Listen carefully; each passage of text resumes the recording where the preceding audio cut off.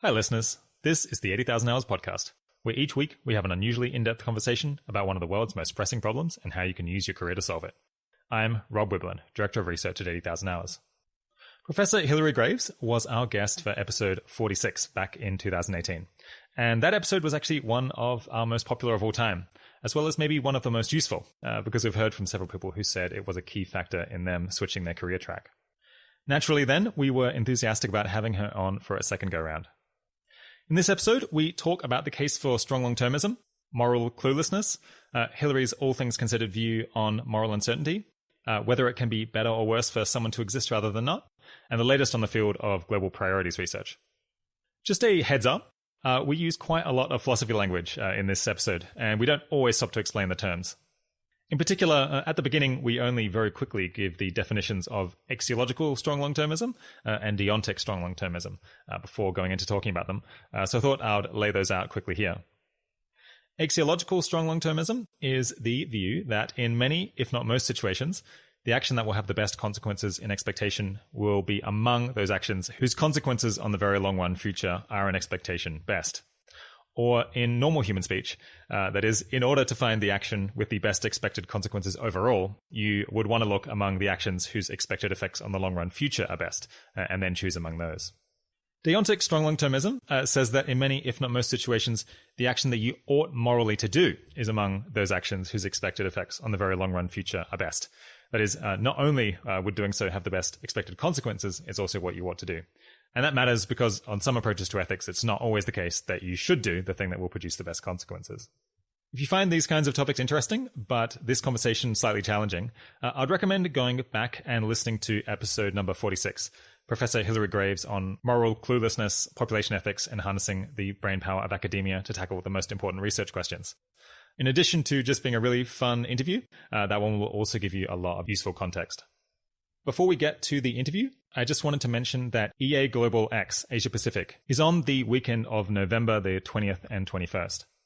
It's a virtual conference, which will be streaming worldwide, and on top of showcasing some of the excellent projects and people doing work in the Asia Pacific region, it's also a really good chance to connect with people who typically can't make it to conferences in Europe and the US. The financial and other costs involved in attending are obviously far, far less than they would be for attending an EA Global event in person, so you should seriously consider going along. You can apply or get more information about that and other similar events at eaglobal.org. All right, without further ado, here's myself and Arden interviewing Hilary Greaves. Today, I'm speaking for the second time with Professor Hilary Greaves. Hilary is a philosophy professor at the University of Oxford and director at the Global Priorities Institute there. Hilary's first episode was much loved by listeners, hence this second interview. And of course, her academic research interests could also scarcely be more relevant to 80,000 Hours because they include the philosophy of effective altruism and global priority setting, foundational issues in consequentialism, the debate between consequentialists and contractualists, issues in interpersonal aggregation, the interface between ethics and economics, and formal epistemology. So thanks for coming back on the podcast, Hilary. Thanks so much for a second invite. And I'm also joined again by Arden Kaler, who frankly is a lot better placed for this interview than me, as she recently completed her philosophy PhD at NYU. So welcome back, Arden, and congratulations on finishing your thesis. Excited to be here. All right, Hilary, I hope we'll get to talk about your new work on whether it can be good or bad for a particular person not to exist, whether it could be bad for them specifically, and also your latest thinking on long-termism and moral uncertainty.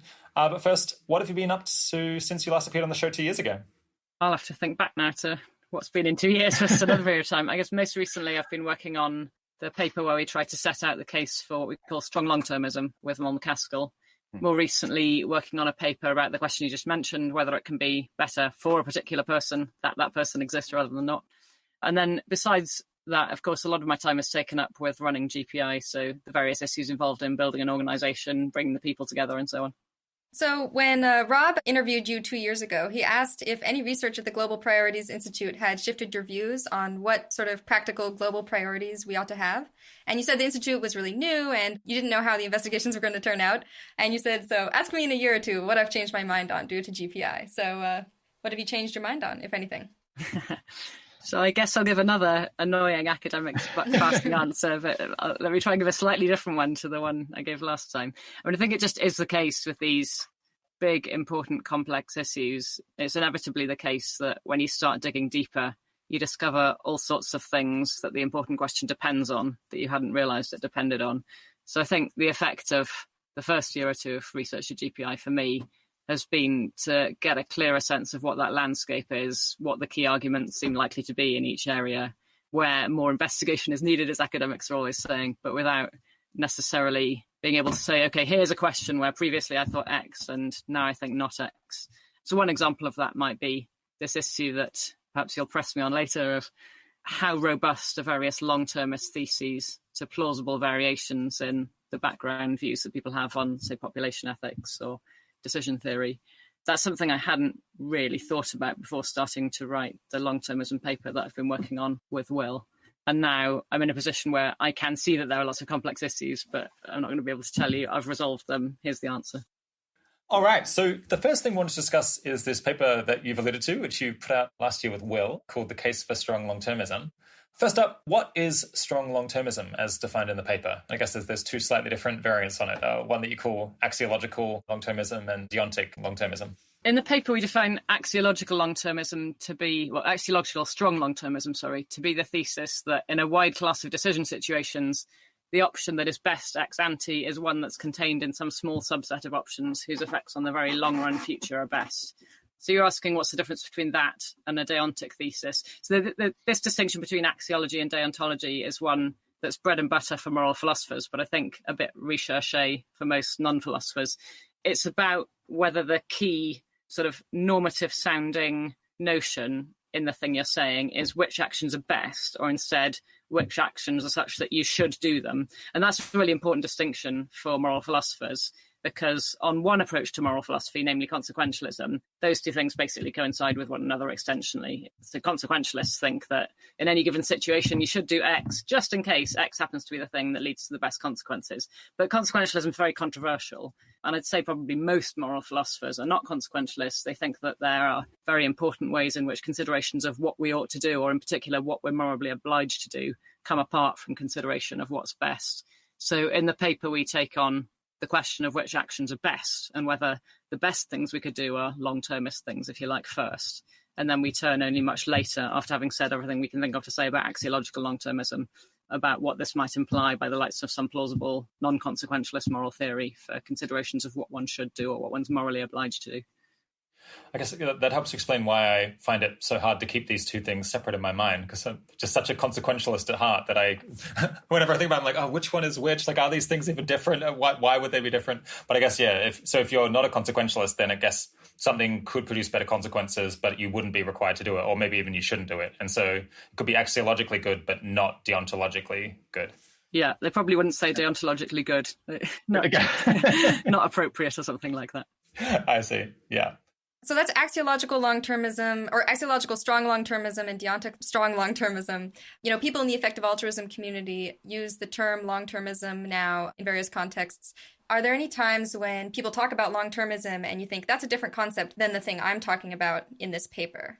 So I think the way we use the term axiological strong long-termism is roughly the thing that effective altruists are usually trying to talk about when they say long-termism, although we formulate it in a way that people don't often formulate it. So often amongst effective altruists, you hear people say things like, oh, long-termism is about whether or not most of the value of your actions lies in the far future, or whether most of the value of your actions lies in the near future.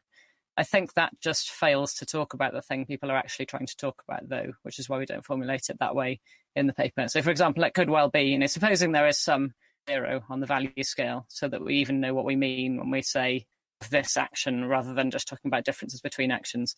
Even if you've got that kind of zero, it could well be that most of the value of my action lies in the far future. However, it's exactly the same amount of value for the far future for all the actions I have available to me. So in that case, these considerations of the far future will be completely irrelevant for considerations of what I should do. Whereas what effective altruists really take themselves to be getting at when they say long-termism is, this is really important for decisions. So that's why we formulate things in terms of comparisons between actions rather than just where the value lies for a single action. The other difference, so this is not so much about the way people in the effective altruism use the term long-termism, but the reason why we put the term strong in our discussion, so strong long-termism rather than just long-termism, is that outside the effective altruism community, just long-termism by itself normally means something involving a much shorter timescale. So people will talk about long-termism for instance, in the context of urging politicians to think beyond the next election cycle. Whereas when we say long-termism, we want to highlight a timescale that's more like 1 million years rather than 10 years. So you went with strong instead of really long-termism. Very long-termism. Yeah. I guess so part of the goal of this paper was to clarify or to define more specifically a term that people often just throw around in a vaguer way. Do you feel like by the end of it, you were like, yeah, we've nailed this down. We have a good sense of what long-termism is now, and we're happy with our definition? Or did you more feel, oh wow, there's actually like lots of things that we learned that we don't know, that we hadn't even thought of before we started? It was very interesting thinking through how we should define long-termism for the purpose of that paper. And we went through several iterations of that, throwing out lots of previous definitions before settling on this one. So one thing that was interesting to me in that process was the definition we eventually settled on was surprisingly messy. I think I went into the project expecting that there'd be a nice, clean, tidy thing we were going to talk about. But all this stuff about contained in a small subset of options whose effects on the very long-run future are best, well, how small is small? And we say in a wide class of decision situations, the best option has these features. Well, how wide? But I think that's just an example of the general phenomenon that, like, when you start forcing yourself to be really precise and careful, you realize what the other questions are that you face that you hadn't realized you previously faced. So in a way, it's a bit disappointing that the definition we settled on is so messy, because theoretical elegance is nice, and this is a place where our paper doesn't have it. But given that the situation actually is messy, I think, then it's progress to at least have recognized that. Yeah, I guess, I mean, it seems like there's a lot of empirical stuff here, and just the empirical world is really messy. Or it's like we use terms all the time that have these kind of vague boundaries, like, yeah, like how wide is the thing, or, you know, how important does this have to be relative to other considerations to really matter? So I guess it's perhaps unsurprising that when you nail it down, it still has some of that vagueness that attaches to almost all common words that we use. I mean, I think the empirical considerations relevant to evaluating long-termism are messy, but I think these are actually different considerations. So even if the empirical world were relatively neat, I think this kind of messiness would still remain. So, for example, one thing we considered saying and making the definition of the long-termist thesis was the best option is almost always the one that's the very best for the long-run future.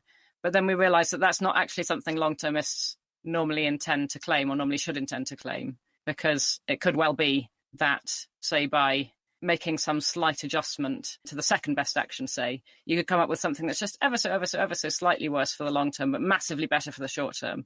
And people who call themselves long-termists don't mean to be ruling out that there could be those kind of trade-offs. So that's why you say it has to be contained in a relatively small set. Yeah, so the small set is there to allow those kind of trade-offs to exist. But the idea is this can be very decision guiding in a messy, complex world, because if this long-termist thesis is true, then you can start by just looking at a relatively small subset of those actions whose effects on the very long-run future are best. You know that your best option is in there somewhere, and now hopefully you have a tractable size set of options to consider in your search for the very best thing. And maybe we can do these trade-offs at that point. That was the spirit of the thesis.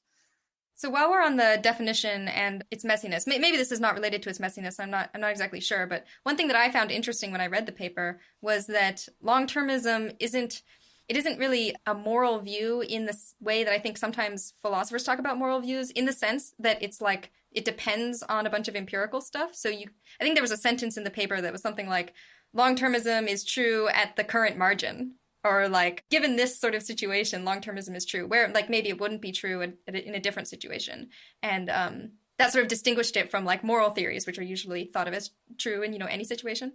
That's right. It's definitely not a moral theory. It's more a piece of applied ethics or practical ethics or something like that, where what you say about this pressing practical issue may depend, at least in significant part, on what you think about moral theories properly so called. But this thing is more about, given the correct moral theory, what should we do in particular decision situation X that we currently face? So, I mean, it's not an uncommon type of enterprise in moral philosophy more broadly construed, but that's where moral philosophy more broadly construed includes what some people call applied ethics or practical ethics, rather than literally just the question of which moral theory is true. Are there any ideas in the paper that might surprise regular listeners to the show who've probably heard long-termism talked about a bunch of times in vaguer terms? Is there anything that comes out of trying to be more concrete, more precise? I don't know if this is something that comes out of trying to be more concrete and precise, but a thing that we maybe hoped to surprise people with was the claim that at least very plausibly, the truth of axiological strong long-termism is very robust to quite a lot of plausible variations in moral theory and decision theory. Because I think a lot of people, when they think of long-termism, they primarily think of reducing risks of premature human extinction. And then they think, well, that's only a big deal if you're something like a total utilitarian. Whereas part of what we're trying to press in this paper is, even if you completely set aside the possibility of affecting chances of human extinction, the long-termist thesis is still reasonably plausible, at least, because there are at least very plausibly things that you could do to influence future average well-being levels across a very long time scale, even without affecting numbers of future people. Okay, before we get to that question of whether long-termism is robust to certain changes in your moral theory, can you just run us quickly through the case for long-termism in basic terms, or I guess strong axiological long-termism? Sure. The basic argument arises from the fact that, at least on plausible empirical assessments, it's either the case that there's a very long future for humanity, so there's an enormous number of future people, or it's the case that there might or might not be, and there are things that we can do now that would non-trivially change the probability that there's an enormous number of future people. So there are lots of different scenarios here which would postulate different plausible ballpark numbers for how many people there would be in the future. But some of them, particularly possibilities that involve humanity spreading to settle other star systems, result in absolutely astronomical numbers of people spreading on down the millennia. So in the paper, we come up with a ballpark estimate. When you average across all of these possibilities, maybe a plausible ballpark average estimate is something like 10 to the 15 future people in expectation. And if you're dealing with that absolutely enormous number of possible future people, then once you do your expected value theory, it's very plausible that, like, if you can do anything at all to non-trivially change how well off those future people are, or if you can do anything at all to non-trivially change the probability that those future people get to exist, then in terms of expected value, doing that thing, making that kind of positive change to the expected course of the future is going to compete very favourably with the best things that we could do to improve the near term. For example, intervention. If you can imagine an intervention that would improve things for the world's poorest people now, and that would have no knock-on effects down the centuries, it's plausible that something that would reduce extinction risk or improve the whole course of the very long-run future, even by just a tiny bit at every future time, would be even better than that. If I understood correctly what you were saying earlier, there's this problem where I guess a lot of people kind of really closely associate reducing extinction risk and long-termism as though these two things are synonymous. But in fact, they are quite separate. It could be that long-termism is true, but extinction isn't plausible. And so instead, people should focus on a different way of improving the long-term future. Yeah, can you elaborate on that a little bit, like what the other options are and whether you think they do matter in the world as it exists now? Okay, so from a more abstract point of view, the salient thing about human extinction, if you like, is that it's a really good example of a locked-in change. So once human extinction happens, it's extremely unlikely that we go back from that. So the effects of a human extinction event will persist on down the millennia. But once you realise that that's a key part of why focusing on human extinction might be a plausible thing for a would-be long-termist to do, you can easily see that anything else that would also change the probabilities of some relevant lock-in event could do something that's relevantly similar for evaluative terms. So, for example, if there was some possibility of a political lock-in mechanism where, say, either some extremely good or some extremely bad system of world governance got instituted, and if there were reasons maybe arising from the lack of competition with other countries, because we're talking about a world government rather than a government of some particular country, if that would mean that there's a non-trivial chance that the given international governance institution, once instituted, would persist basically indefinitely down the future of humanity, then if there are things we could do now that would affect the probabilities that content-wise what that world government was up to was better rather than worse, that could be an example of this kind of trajectory change that isn't about how many people there are in the future, it's rather about how good the lives are of those possible future people. And then besides political examples, you can imagine similar things might go on with value systems. Value systems exhibit a lot of path dependence. They tend to spread from one person to another. So if there are things that we could do now that would affect which path gets taken, that could have similar effects. And one possibility in this general vicinity that's very salient here involves the possibility of the future course of history basically being determined by what value system is built into the artificial intelligence, if there is one, that assumes extreme amounts of power within the next century or two.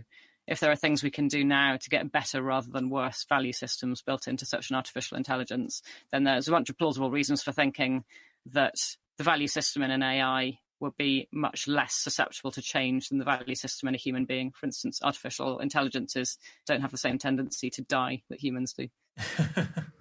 Okay, so you mentioned earlier that you argued that long-termism was robust to various changes that you might make in the underlying moral view. So I think people usually think of long-termism as, or the argument is simplest when it comes to a totalist axiology and a view where you just sort of maximize expected value. Can you talk about some ways that you might be able to deviate from those underlying moral views and what that does to the thesis?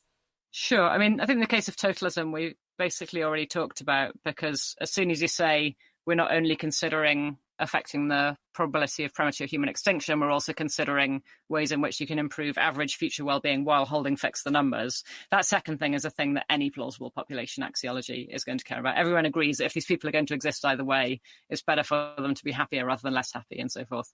So that insofar as there are plausible routes for long-termist interventions whose cost effectiveness competes favourably with that of what you might think of as the best short-termist interventions, that would be what underwrites the case for thinking that it's not just about totalism, and that basically whatever you think about population axiology is also going to underwrite a long-termist argument. I do agree that the argument's simplest if you presuppose totalism, because I think the discussion of what we could actually do and be sufficiently confident that it's cost-effective is significantly thornier when you're talking about affecting future average well-being than when you're talking about affecting future numbers.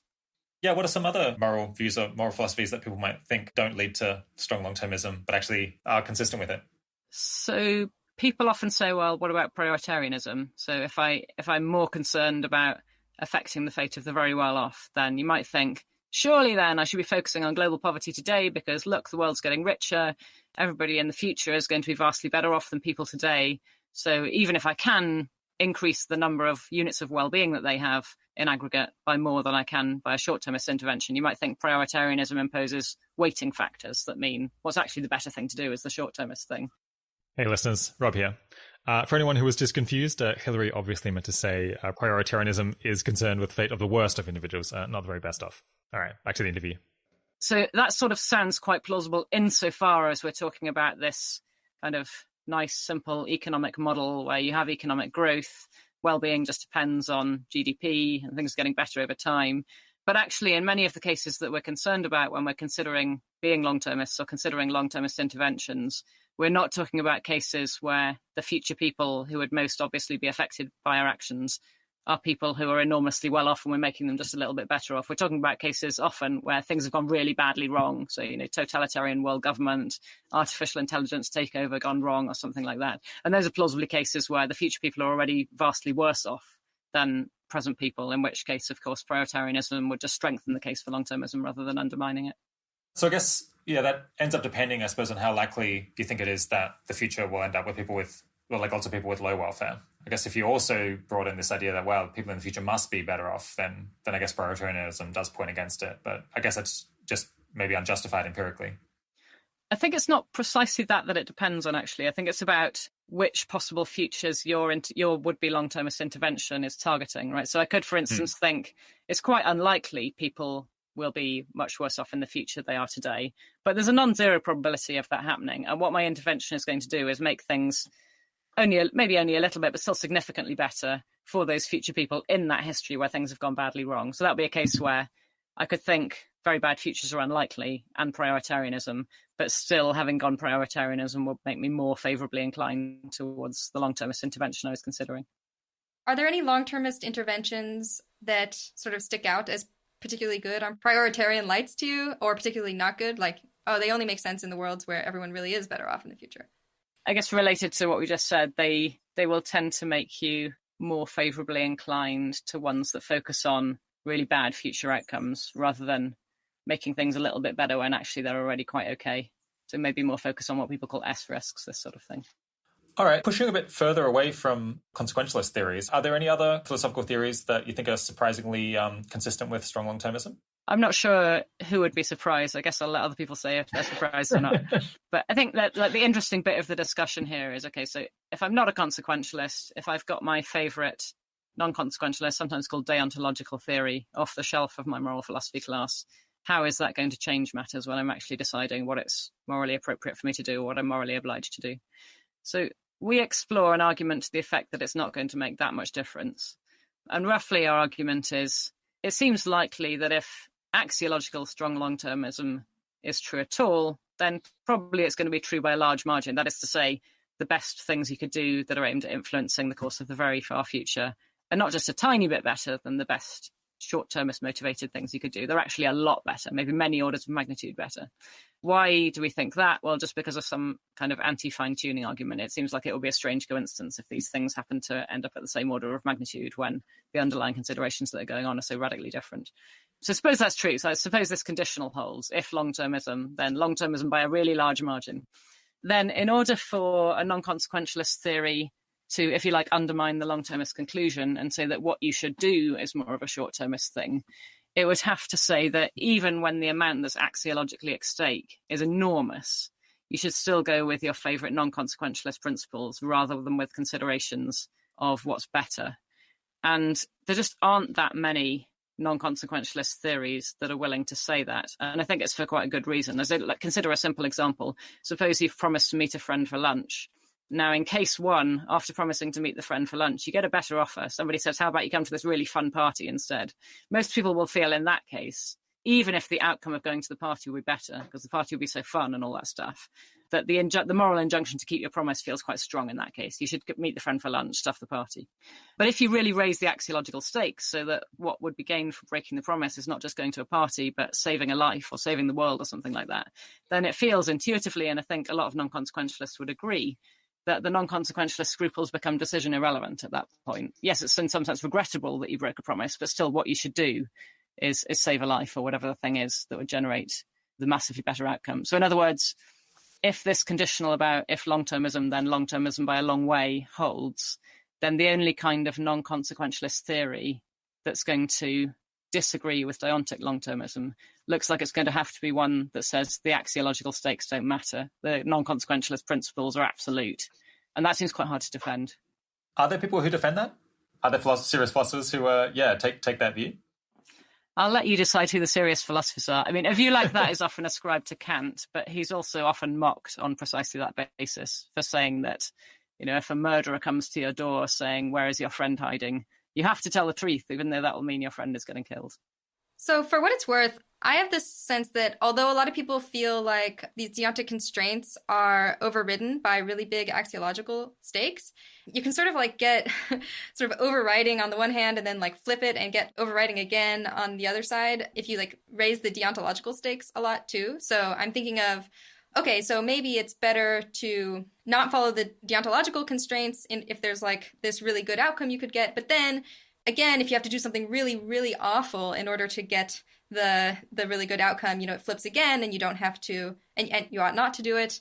So like somebody could think something like, well, yeah, when the stakes are really high, we should generally do the long-termist thing, but not if it's going to require huge, huge sacrifices. Like, let's say us all living in extreme poverty for like the next 500 years or something like that in order to get this really great long-term future, or like have all this extreme suffering in the short term. Some people will have the reaction that like, there the deontology wins, even though the axiological stakes are high, because the deontological ones are high too. Does that sound right?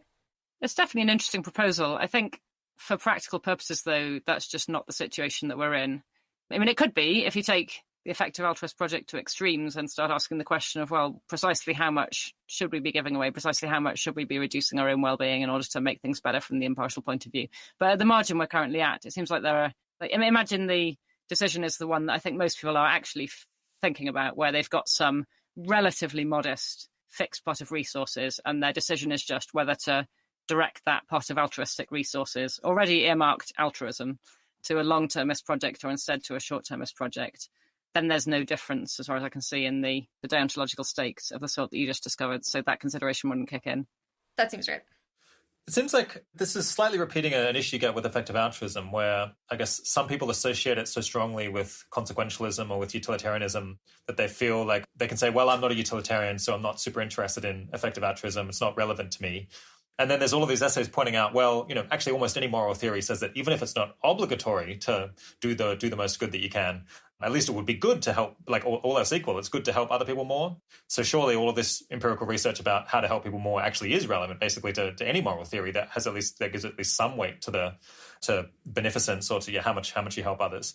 But then this doesn't seem to, in practice, persuade that many people, or at least a lot of people don't seem to really buy into this on a gut level. And I wonder whether it's just that some people don't like the vibe of the thing, and some people don't like the vibe of long-termism because of the kind of the priorities that it suggests, and some people don't like the vibe of effective altruism because of and what kind of moral outlook that creates. And even though technically that maybe their moral system or their view should so they should take it seriously, in practice they just want to be thinking about other topics. And the question is, comment on that. I suppose so, yeah. Do you think that's right? I mean, maybe this isn't a philosophical question, it's more of a sociological observation, but do you have any thoughts on whether that's true? Yeah, I do find it somewhat plausible, but then I think this project of exploring whether it is in fact the case that the conclusion in question, whether it's effective altruism or long-termism, that people have some kind of gut objection to, does seem to follow on a very wide range of moral views. Because if that is true, then what that should motivate is sober inquiry into what really is going on with the gut resistance. Yeah. And I agree. I mean, I definitely feel the gut resistance to long-termism. Here are all these people suffering kind of right in front of you and you know what you could do about it. On the other hand, here's this really speculative stuff that you could try and do. You don't really know if it's going to work for a future that you anyway only really dimly grasp. So that does feel really weird. But the conclusion I draw from that is not that we should take long-termism to be false, but rather to try and work out why it seems really weird and whether there's anything interesting going on there. While we're on sociological observations, I have this sense that maybe there's actually a lot of people who would sort of follow the axiological point and then stop at the deontic point. So they would say like, yeah, okay, it's the best action to like do the thing that has the best long-term consequences. But I don't think, that's what I ought to do. I feel like that's actually maybe a sort of common combination. Is there anything to say in defense of that combination? I am waiting to find out. So part of the reason why Will and I put that argument that's supposed to lead from axiological to deontic long-termism in the paper was to be provocative. We do think it's a very plausible argument, and we ourselves were at least pretty sympathetic to it. But we did expect that to be the thing that would generate the most pushback, in particular from moral philosophers, but in ways that we ourselves are probably not best placed to foresee and work through the details of. So, what I really hope will happen, if you like, is that this attempt to be provocative succeeds and somebody else is inspired to sketch out what they think is the right response to that argument. Another thing I'm wondering is, do you think it's plausible to be a deontic strong long-termist without being an axiological strong long-termist? So in the paper, it's sort of like, well, first is axiological strong long-termism, and then, you get the argument for the deontic one after that. But I guess you could think, maybe if we have sort of a duty to care about the future, we're like carrying the torch or something, you have these other sorts of reasons to look to the far future. Perhaps you could be a deontic strong long-termist and not an axiological one. I think that's going to be a pretty hard case to make, because even if one does think that one has that kind of duty to posterity, one's presumably also going to think one has duties to the here and now. And the question is going to be how one's supposed to weigh up those kind of things. Now, it seems hard to me to say anything sensible about how to weigh them up, other than by talking about axiology. That supplies the most obvious route to doing weighing up type operations. Maybe you could do it in some other way, but insofar as you could do it in some other way, it seems really unclear how and why the long-termists would come out favourably in the weighing up exercise. So yeah, interesting project. If somebody wants to take it up, I'd love to hear what they've got to say. I wouldn't take it up because I wouldn't have the faintest clue where to start with arguing for that. I guess you could think that maybe because future generations are neglected right now or sort of unfairly, you could think, okay, yeah, somebody really needs to fight for them. So deontic strong long-termism is true for me right now at the current margin without axiological strong long-termism.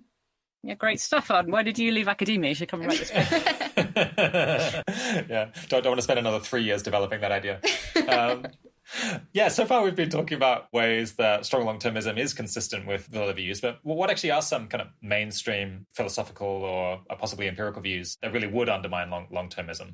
Okay, so I think the most obvious, I don't know if you call it philosophical or economic or what, the most obvious evaluative view that would undermine long-termism would be something like a significant positive rate of what economists call pure time preference. So in other words, if you place less moral weight on the welfare of future people than the welfare of present people, and if you do so in a particular way that either, say, sets it all to zero beyond 100 years or has it decay exponentially into the future, then even if the number of people in the future is astronomically large, as we conjectured it is, at least an expectation, these things are going to get damped so severely in the calculation that most of the value that you can affect is in the shorter term. So that would be the evaluative premise. On the empirical thing, I think this is one of the things I feel most uncertainty about myself after writing the paper, although if you talk to the other author, I think you might get a different story. So suppose you're not a totalist about population axiology, and suppose your particular way of being a non-totalist is one that means you're not interested in increasing numbers of future people, you're only interested in increasing average well-being. So we're not talking about reducing chances of premature human extinction when we're thinking about plausible long-term interventions. We're instead thinking about, well, are there plausible ways that we could reduce the probability of a totalitarian world government taking over, or improve the moral principles that govern such a totalitarian world government if it does take over, and so on and so forth. Here, it was just painfully obvious to me when writing the paper that everything we were saying was an awful lot more speculative. So it seems not completely crazy to me that affecting average, very long-run future well-being might prove to be too intractable. I mean, what we say about that in the paper, partly, and a thing I do still stand behind, is, well, surely we should at least do more research into it, because it seems like these things are extremely important, really unclear, and really under-researched. So at least here's one long-termist intervention that looks like it's going to score well in expected value terms. Fund people to think more seriously about this stuff. I still stand by that comment. But maybe once all that research has been done, it'll be harder to defend long-termism at that margin. Why do you think it is that long-termism is kind of only now, in some sense, being discovered by philosophy? It seems like kind of almost the only premises you need are that consequences matter somewhat, and the future could have a lot of consequences in them, or in it. So it's kind of surprising, perhaps, that this isn't an idea, as old as time. Yeah, I guess I don't think it's that surprising. So firstly, there's one more premise that you need, which is that you can do something about it. And plausibly, that's more true now than it has been throughout much of history. And this is related to the so-called hinge of history hypothesis that Parfit has discussed, and lots of others in the effective altruism community have been interested in. So there's that. Maybe it's only been discussed recently because it's only been a sensible thing to think about recently.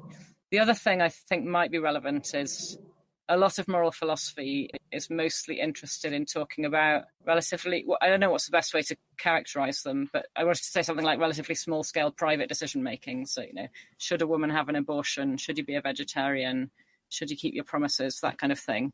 And if you're only thinking about questions like that, it's quite hard to find very, very, very long-run implications. So it's maybe only when you start taking up this question of, I've got a pot of money that I want to use to make the world better in expectation, and I'm open to spending it on literally anything, that opens up many more possible ways of affecting the world than are normally of interest. So to put that point, what's maybe the same point another way, I think having an evaluative theory that cuts off the consequences you care about quite close to the actor is much more plausible when you're thinking about things like abortion and vegetarianism than when you're thinking about spending money, maybe. So I don't know how much there is in that conjecture, but that feels to me like a salient difference between the kind of things that a lot of the moral philosophy literature is interested in talking about and the kind of things that effective altruists are more interested in talking about.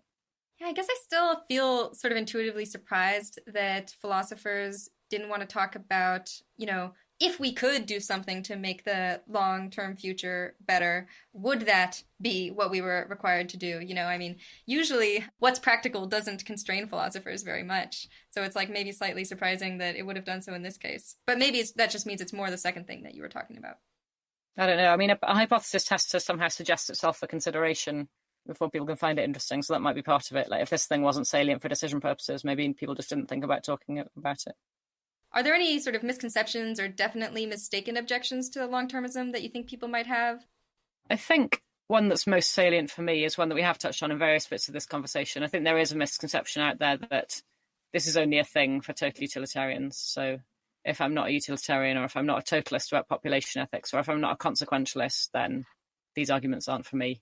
And that's a big part of why we wrote the paper that we've been discussing, to try and say, no, look, let's think through how it goes on all these other views. It really does look like this conclusion is far more robust than you might have thought.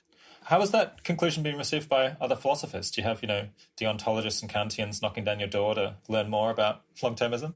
Well, the paper's not in print yet, so okay. I guess we'll wait to see if that happens. Have to give it a minute. So Reading the paper on strong long-termism, I was surprised that you and Will MacAskill didn't bring up cluelessness as an objection to long-termism. So before we talk through that, I know you talked about cluelessness on the last podcast with Rob, but do you think you could just explain what cluelessness is again when you use the term? So I think you call it complex cluelessness. I think it's maybe a little bit fuzzy in a lot of people's heads, and certainly mine. So I'd like to get clearer on it and how it relates to long-termism. Sure. So I introduced the term complex cluelessness to distinguish the kind of situations the kind of decision situations that I think especially effective altruists face, although also others, from simpler decision situations, which are the ones I gave the title of simple cluelessness to.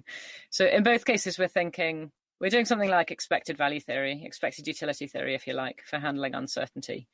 And so, among other things, we need to assign probabilities to the various possible consequences of our actions.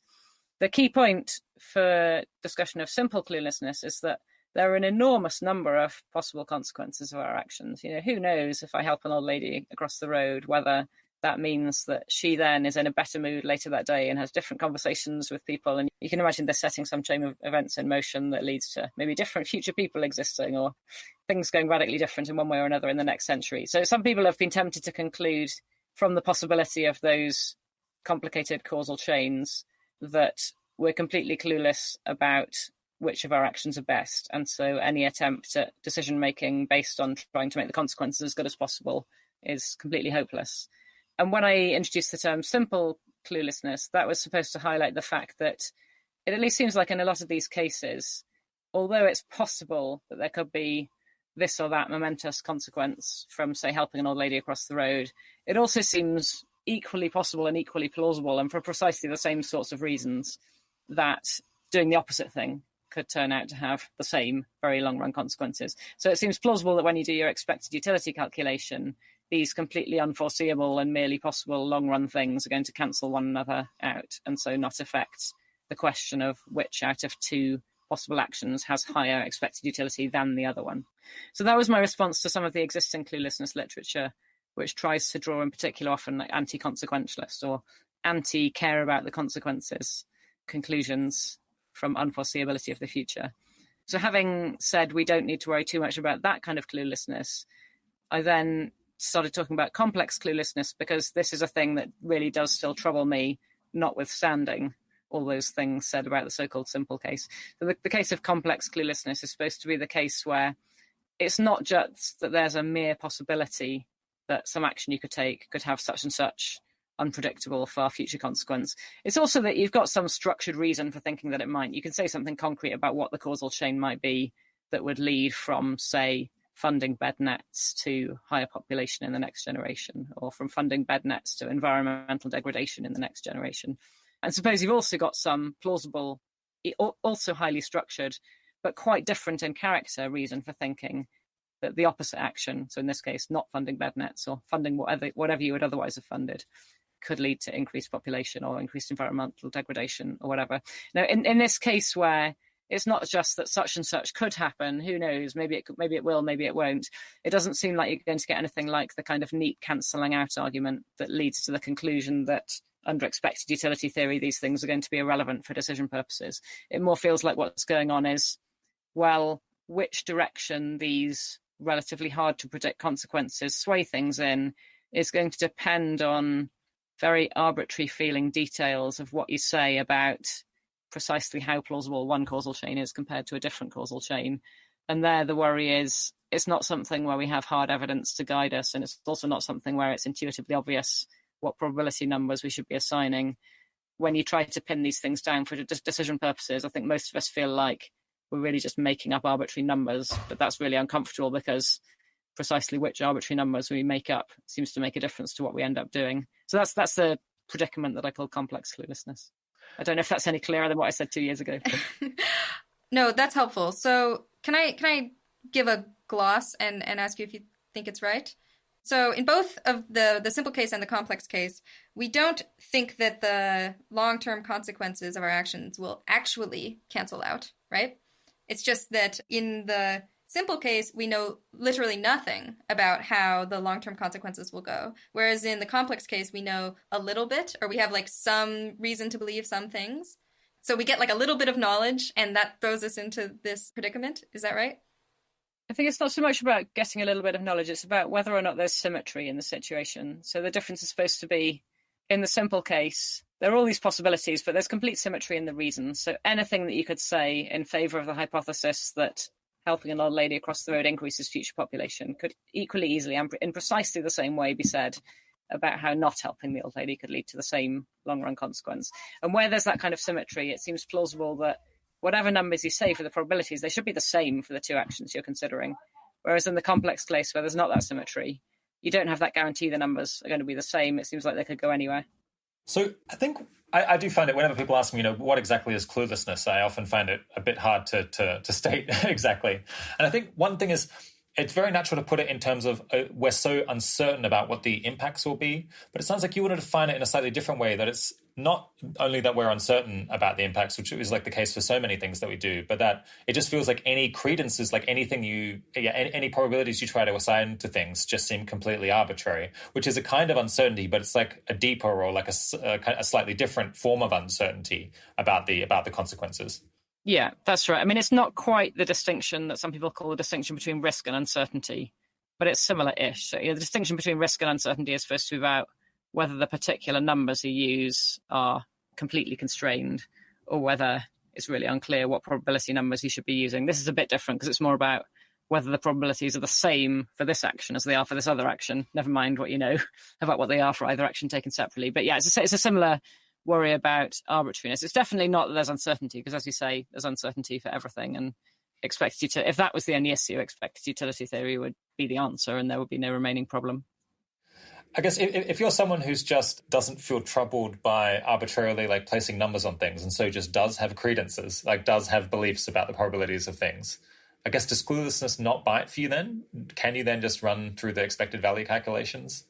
Yeah, when you're acting by yourself, plausibly you can. You're still going to get interesting issues when you try to join a community of otherwise like-minded people. If you've got your arbitrary numbers and Arden has a different set of arbitrary numbers, then you might want to get together and do some coordination to make sure you're not fighting against each other while she tries to increase future population and you try to reduce it. And you could have just got together and spent the combined pot of money on something more productive. Yeah, interesting. So I guess I still feel a little bit unclear on the extent to which complex cluelessness is supposed to be something that sort of just describes our discomfort with having to put probabilities on things that, when that's like really hard and we don't have a lot of good reason for thinking that the probability is a sensible one, and thinking that it's like, you actually shouldn't have precise credences. You shouldn't have precise probabilities assigned to these things. So you actually it's inappropriate to do this expected value calculation. Can you clarify for me which one of those it's supposed to be? No. I wanted to identify a predicament independently of taking a view on what's the right way to theoretically model the predicament. And I feel unsure what's the right way to theoretically model it. And that's what I think is one of the things that's interesting about it. So, you could say, obviously Bayesianism is right. Obviously you have to have some precise probabilities. As you suggest, this is just about the discomfort of having to pick some precise set of credences when it feels arbitrary. Or, you could go for this alternative account along the lines you sketched, where we think because of the arbitrariness, this is a situation where actually you're rationally required not to have precise credences. You should have something more like a whole class of probability distributions representing your mental state. So I wanted to keep both of those possibilities within the heading of cluelessness and not say cluelessness by definition is one of them or the other one. I think it's an open question. What's the best way of modelling what's going on for a rational actor who faces this kind of predicament? The imprecise credence model feels kind of appealing at first sight until you probe a bit deeper and start trying to write down a decision theory to go along with your imprecise credences, and then you run into all sorts of problems. Are there other ways that people talk about cluelessness, or other ways of defining what the problem is that people should be aware of? So there's one more thing I guess we haven't mentioned, which is where the subject matter that you're talking about is one where your credences are highly non-robust. So you can easily imagine that getting just a little bit of extra information would massively change your credences. And there it might be that, here's why we feel so uncomfortable with making what feels like a high-stakes decision on the basis of really non-robust credences, is because what we really want to do is some third thing that wasn't given to us on the menu of options. We want to do more thinking or more research first, and then decide the first order question afterwards. So that's a line of thought that was investigated by Amanda Askell in a piece that she wrote on cluelessness. And I think that's a pretty plausible hypothesis too. I do feel like it's not really going to make the problem go away, because it feels like for some of the subject matters we're talking about, even given all the evidence gathering I could do in my lifetime, it's patently obvious that the situation is not going to be resolved. So maybe could cluelessness sort of come in degrees or something? So, before you're used to putting precise credences on things, I mean, this is something that I've tried to do a little bit more of, because for various reasons, it seems like a good thing to make these sort of predictions and then see how it all turns out. So before you're used to doing that, you might feel extremely uncomfortable with doing that, even for who's going to win the presidential election in 2020. But is the idea maybe that I can start with my probability on Donald Trump winning the presidential election, and then have a bunch of conversations, do a bunch of reading, and maybe start to feel better about a probability, move it around, and then I don't move around so much after that. Whereas maybe with, is this action going to improve the chance of a good constitution in 2500 or something? Maybe it takes way longer, or maybe I never get to that sense of security. Yeah, I mean, maybe you could, or maybe a different person could. It might not be a coincidence that I wrote a paper about cluelessness, and I'm someone who's terrible at forecasting. So I think that, there are people who are much better than others at coming up with sensible, reasoned, plausible-ish numbers, even when things are horrendously messy. And I don't know how they do it, but they've definitely got a skill that I haven't got. I mean, I think even for the case of, whichever is the example you just used, World Constitution in 2500, there could plausibly be people who would say much less arbitrary-seeming things about that than I feel in a position to say. Yeah, so why is it that you didn't list cluelessness as a top objection to long-termism? Because I think that's maybe the biggest concern that a lot of people raise with me personally when they're thinking about, should I focus on affecting the world in the short term or the long term? Because I don't think it is an objection to long-termism, and maybe that's for reasons that you just hinted at when you said what people often say to you. I mean, yeah, things get very complicated when you're thinking about the question of whether to focus on the short term or the long term, and cluelessness is a thing that raises its head there, but it's very unclear that it raises its head in a way that pushes against long-termism. Okay, yeah, can you elaborate on that? Because I think most people strongly feel that it does push towards short-termism. Maybe I'd like to hear their argument and then respond to that. I mean, I can try guessing what it is. But... Well, I could give a sort of version that occurred to me when I was reading the strong long-termism paper.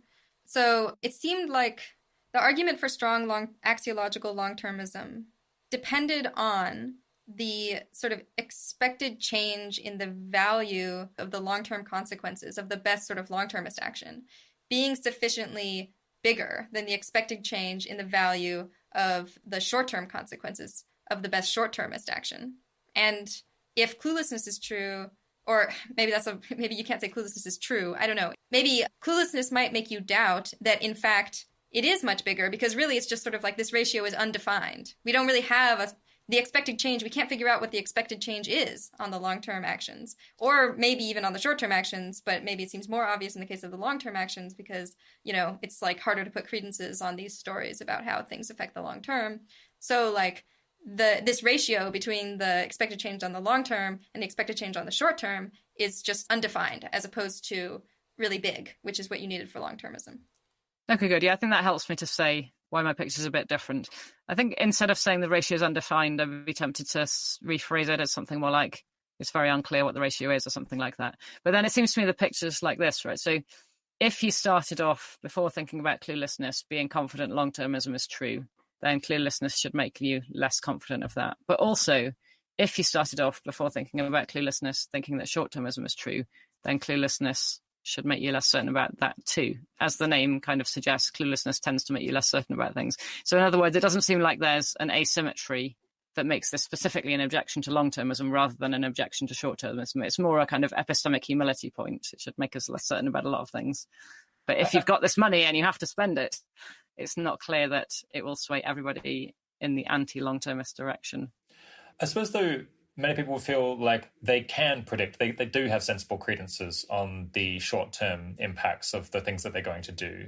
And so kind of one of these things ends up being undefined or arbitrary seeming. The other seems more specific and positive. And so that's maybe why they feel like it pushes towards short-termism. This is one can object that, in fact, they're just ignoring the fact that in reality, the actual differences in the consequences of the actions that they could take that would be focused on short-termist looking things. But in fact, they are also really arbitrary and uncertain. They're just kind of pretending that they're not. Is that how you would respond? I'm not totally sure I understood the suggested response correctly. So I'm going to say a thing, and it may or may not be what you just said. Yeah, so I think it's crucial to distinguish here. Like, if you're thinking about some intervention that's primarily motivated by considerations of what the action does for the short term, like, say, funding bed nets, it's crucial to distinguish between the amount of good that action does in the short term, on the one hand, and the amount of good that short-termist motivated action does in total, on the other hand. So if you have a view where, say, no discounting, so you do in principle care about the long run implications, then even if you're funding bed nets, you still want to be thinking about the long run implications. And for familiar reasons, in fact, bed nets was one of the motivating examples in my paper on cluelessness that I wrote several years ago. There is an awful lot of cluelessness concerning what the long run implications are for interventions that are motivated by thinking about what they do for the short term. So it's not like there are some interventions here that are not subject to cluelessness. And also, even if there were, it's not clear that will be an objection, because cluelessness just kind of increases the spread. It doesn't subtract from value in any predictable way. I think, a response I get from some people is maybe that they encounter cluelessness and they're like, well, before I wasn't sure quite what to value, and I was like weighing up, should I care about the very long term? So I actually just wasn't sure what was important morally.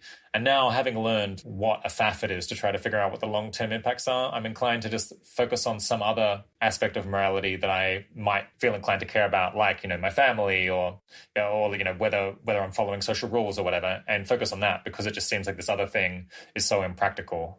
Does that potentially make sense as a response? I think it depends what you mean by make sense. I mean, it's definitely understandable, and I think it's psychologically extremely natural, and I find it psychologically extremely tempting, and I think a lot of people do. But one of the things that fascinated me about, and still fascinates me about, this area of inquiry is I don't think it's ultimately defensible. It's not like, it feels a little bit too much like wishful thinking, where one starts from a premise like, I want things to be clear-cut enough that my head won't hurt thinking about all the things I'm meant to think about, and then tries to get from there to the conclusion that it is. Yeah, I wonder whether it makes sense to kind of non-philosophers who think about morality more vaguely and more pluralistically, perhaps, where the kind of, it does, I think to a moral philosopher, it seems odd to go from kind of empirical things about what is easy to accomplish to then work back and then figure out what your values must be. But maybe because most people are so unsure about what their values are, the thing about what in practice can I do seems like it's more relevant somehow. Yeah, except it's not precisely about what in practice you can do, is it? It's about what you can do while not facing difficult questions and not incurring a responsibility to do more thinking and things like that. So I have a sense that this confusion about cluelessness's relationship to long-termism has to do with the definition of long-termism that you're using. So, like, I think sometimes people might mean something like, long-termism means something like, I should care about the long-term consequences. And I guess it feels like your response to why, or like your explanation of why cluelessness isn't an objection to long-termism kind of sounds to me like saying, okay, well, as long as you already care about the long-term consequences, then this is not an objection to the idea that, like, the thing that is the best action is the thing that has the best effect on the long-term consequences, or is in the small set of things that has the best effect on the long-term consequences. And that seems true, but, like, maybe people are thinking, no, this is an objection to the idea that I should even care about the long-term consequences. That's right. Maybe they are. So I do think the response has to be very different in those two cases. But I think so for different reasons, neither of those two positions feel tenable to me. So the second one, again, it just feels like a case of illegitimate wishful thinking argumentation. So is cluelessness kind of an objection to anything in particular, other than, I suppose, particular projects that think that they're confident they're going to have a positive long-term impact? Is it an objection to anything else kind of more philosophically? When I started thinking about it and wrote that paper on it, I didn't intend it to be an objection to some thesis or position. I intended it to be setting out a predicament that I think we face and noting that we need to figure out what to do about this. So I think for me, it just occupies a very different position in the intellectual space of what's going on. Yeah, so actually, someone from the audience wrote in when we were soliciting questions for you. They wanted to know kind of what are the practical implications of cluelessness for people today, and in their view, they thought kind of in practice it seems like almost everyone just ignores it, and they're wondering is that reasonable given how much we know about cluelessness or how much we don't know about it? I guess I disagree with the empirical premise behind that. I don't think it is true that almost everyone ignores it, including people who wouldn't frame their reasons for doing what they do in the language of cluelessness or anything like it. So, for example, it's becoming increasingly commonplace to say, well, don't take cost-benefit analyses too literally. You should recognize these things very crude. They're only part of the picture. Use them at most as a guide. Use them really carefully and so forth. An account of what's going on with cluelessness is one natural story that for some people at least could be lying behind that kind of talk, right? I mean, if you think, yeah, I'm funding bed nets, but actually it's not only that I think my cost-benefit analysis or, the cost-benefit analysis that I'm reading is only a partial picture of how many child lives this intervention will immediately save. It's also that I recognize that's not the only thing that I care about. And so if I'm deciding between, say, funding bed nets or something else that's not about malaria at all and is supposed to do good by some very different route, I need to take into account the fact that in the fullness of time, the ways these things are going to affect the future of human history includes all kinds of things that just aren't in this calculation. So there could be a cluelessness story behind that sort of caution about cost-benefit analyses, for one thing. I think there's another way, for a different set of people, I think there's another way in which people don't ignore cluelessness, although in this sense, I think it's a place where people should, in the relevant sense, quote, ignore cluelessness. So another of the key drivers for me behind starting to think about this was, it seems like a psychological effect that cluelessness has on many people is to drive them away from trying to do anything to improve the world. And maybe, as has been hinted in this conversation, to focus on more immediate concerns, maybe just their own family or their own local community or something like that. And I think that's a dangerous tendency. So, yeah, in a way, I wish that people would ignore it more in that sense. So I guess this is sort of related to my question earlier about, is it maybe an objection to just the idea that we should care about like all of the consequences of our actions, including the ones in the far future? So you said you thought maybe it's just sort of wishful thinking to think that it is, because I think that's what you said, right? Because it maybe is like more comfortable if you don't care about the long-term consequences. Is that right? I think I said something like that. Okay. I mean, just to like maybe put a little more meat on the bones of that line of thought and see what you think. Could somebody think, look, morality has to be sort of this action guiding thing for me. It has to like tell me what the good actions are to do in order for it to play the role it needs to play in my life. And if I interpret cluelessness in the sort of stronger way of the two ways that I suggested earlier, so not just it feels weird to put credences on this stuff, but actually it's inappropriate to put credences on this stuff such that am able to do expected value to figure out what's best in the long term. If it's actually inappropriate, somebody might think, well, this just shows that it's actually impossible to appropriately act in a way that takes into account the long-term consequences of my action. So because morality has to be this action guiding thing that tells me what it's appropriate to do, then that implies that I shouldn't take into account those long-term consequences. What do you make of that argument? Yeah, I think it's an interesting line of argument. I think it'd be interesting to think more about how escapable cluelessness is really, though. So, I mean, this line of argument seems to presume that there's some safe place you can find where you don't face cluelessness. Maybe it's if you only care about yourself. Maybe it's if you only care about your family. But I think a lot of the issues that we're facing when we talk about cluelessness will arise at that scale as well. It really does feel like quite an inescapable predicament. Take somebody choosing which university to go to. They might look at the quality of the course and the placement record and so on. But of course, things are more complicated than that, and the different ways in which the future might be affected, even just for that same person's future well-being, are really complicated. So I guess I think that line of reasoning does make sense and it has some allure, but it's hostage to there being any such safe place. And I'm not as confident as that interlocutor seems to be that there is one. I guess if you had a much more narrow conception of morality, or if say all you cared about was whether your actions directly violated a list of things that you can't do, then it seems like cluelessness matters less. It's kind of once you start caring about consequences that this or maybe becomes that a it bigger directly issue. harms somebody in a way that's like not mediated by anything else.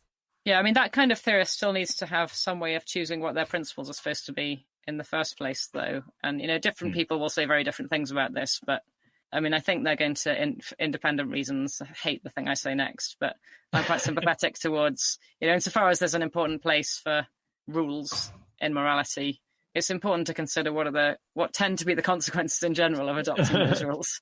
Of course, if you've got anything like that in the picture, then talking in terms of rules doesn't ultimately help.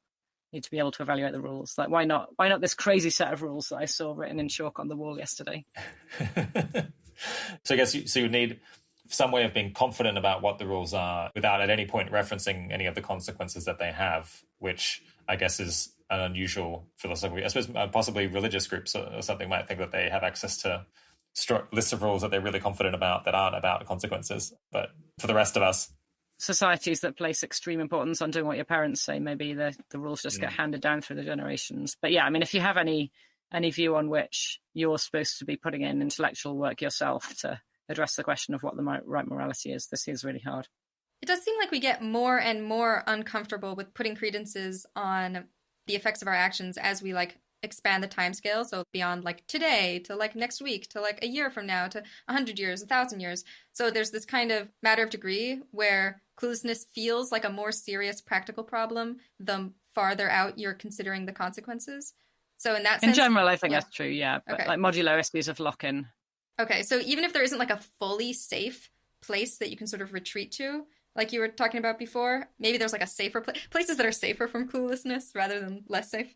I think there are going to be matters of degree, yeah, but I don't think they're going to be such as to undermine all of the things that long-termists in particular want to press on. You can imagine cases where, maybe there's this general tendency for things to get more uncertain as you go further and further into the future. But long-termists are particularly in the business of looking for places where, at least beyond some cutoff point, that stops happening. And so it's not at all clear that this kind of response to cluelessness would undermine long-termism either. Because they're looking for lock-in sort of scenarios. Yeah, whether based on extinction or otherwise. Okay, so maybe one last question on cluelessness. And I actually don't really know if this is a well-formed question.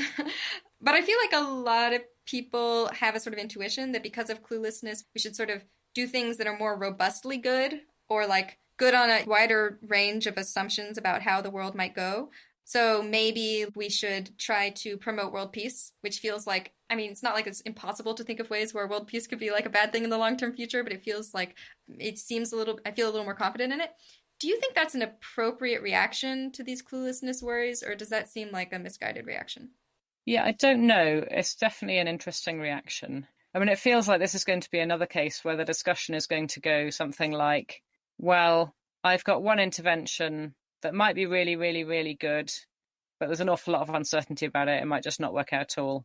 I've got another thing that's more robustly good. And now how do we trade off the maybe small probability or very speculative possibility of a really good thing against a more robustly good thing that's a bit more modest?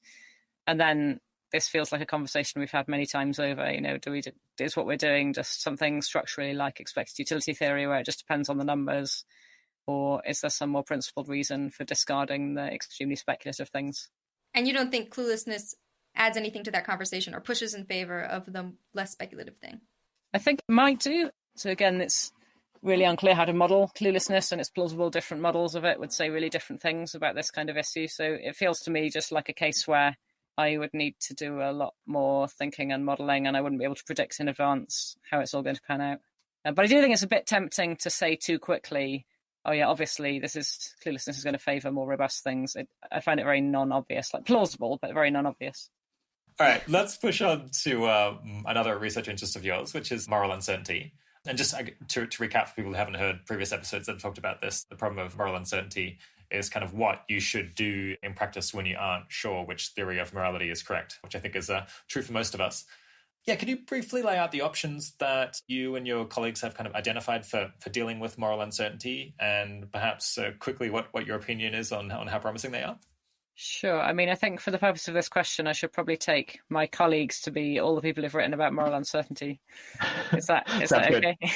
I mean, there's not that big a literature on it, and the space of options is pretty small. So maybe the dominant approach, apart from there's one approach that says the question doesn't make sense. So what you should do under moral uncertainty is just whatever you should do according to the true moral theory. And if you don't know what that is, it follows that you don't know what you should do. But tough, that's the situation. Sucks to be you. Yeah. So there's that view, and quite a lot of people are sympathetic to that. Let me set that one aside for the purpose of this discussion, though. Among the remaining people, probably the dominant option is the one that says, well, look, this is just another kind of uncertainty, and we already know how to treat uncertainty in general, that is to say, expected utility theory.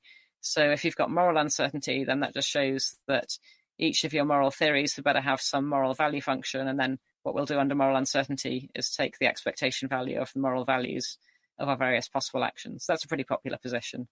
I'll briefly mention two others.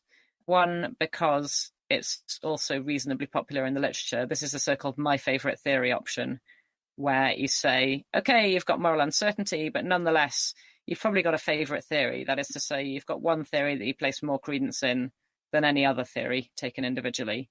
What you should do under moral uncertainty, according to this approach, is just whatever your favorite theory says. So pick your highest credence theory, ignore all of the others.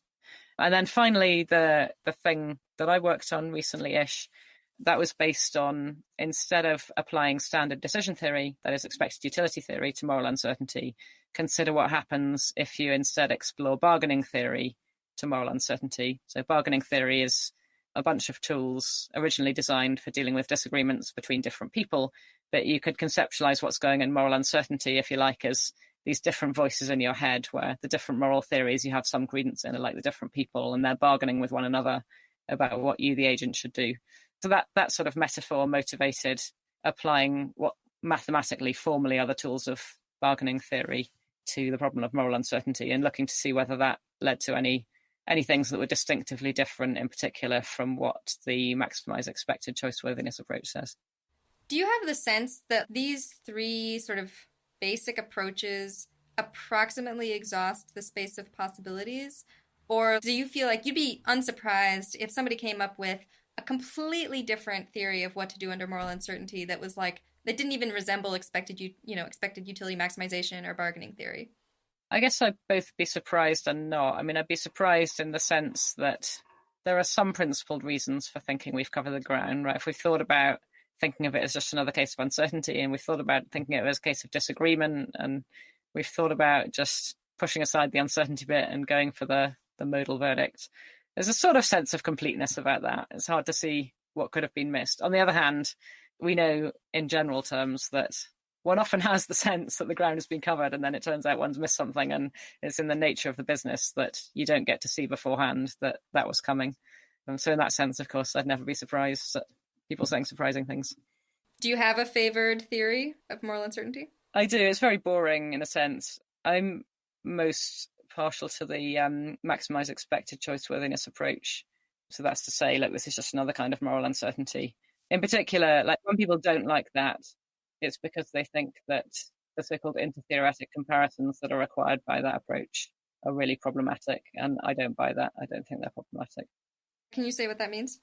Sure. So in order to get a maximize expected choice-worthiness approach to have well-defined verdicts for what you should do under moral uncertainty, you have to think there are well-defined matters of fact concerning how much is at stake in this decision situation according to one theory compared to how much is at stake in the same decision situation according to a different moral theory.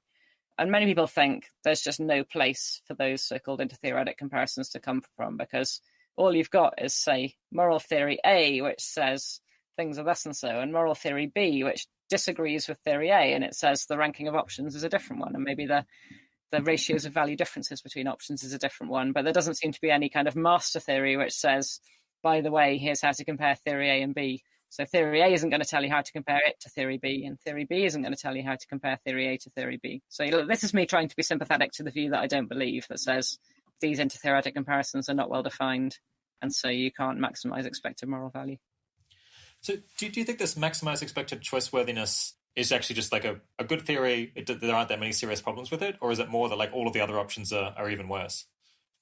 I think there are problems with it in practice, and they do relate to the intertheoretic comparisons. So I think it's another problem of arbitrariness, where in order to arrive at definite verdicts about what you should do, you have to decide what you're going to take the intertheoretic comparisons to be, and that's unsettling because, again, it's really hard to see where the guidance on that could come from.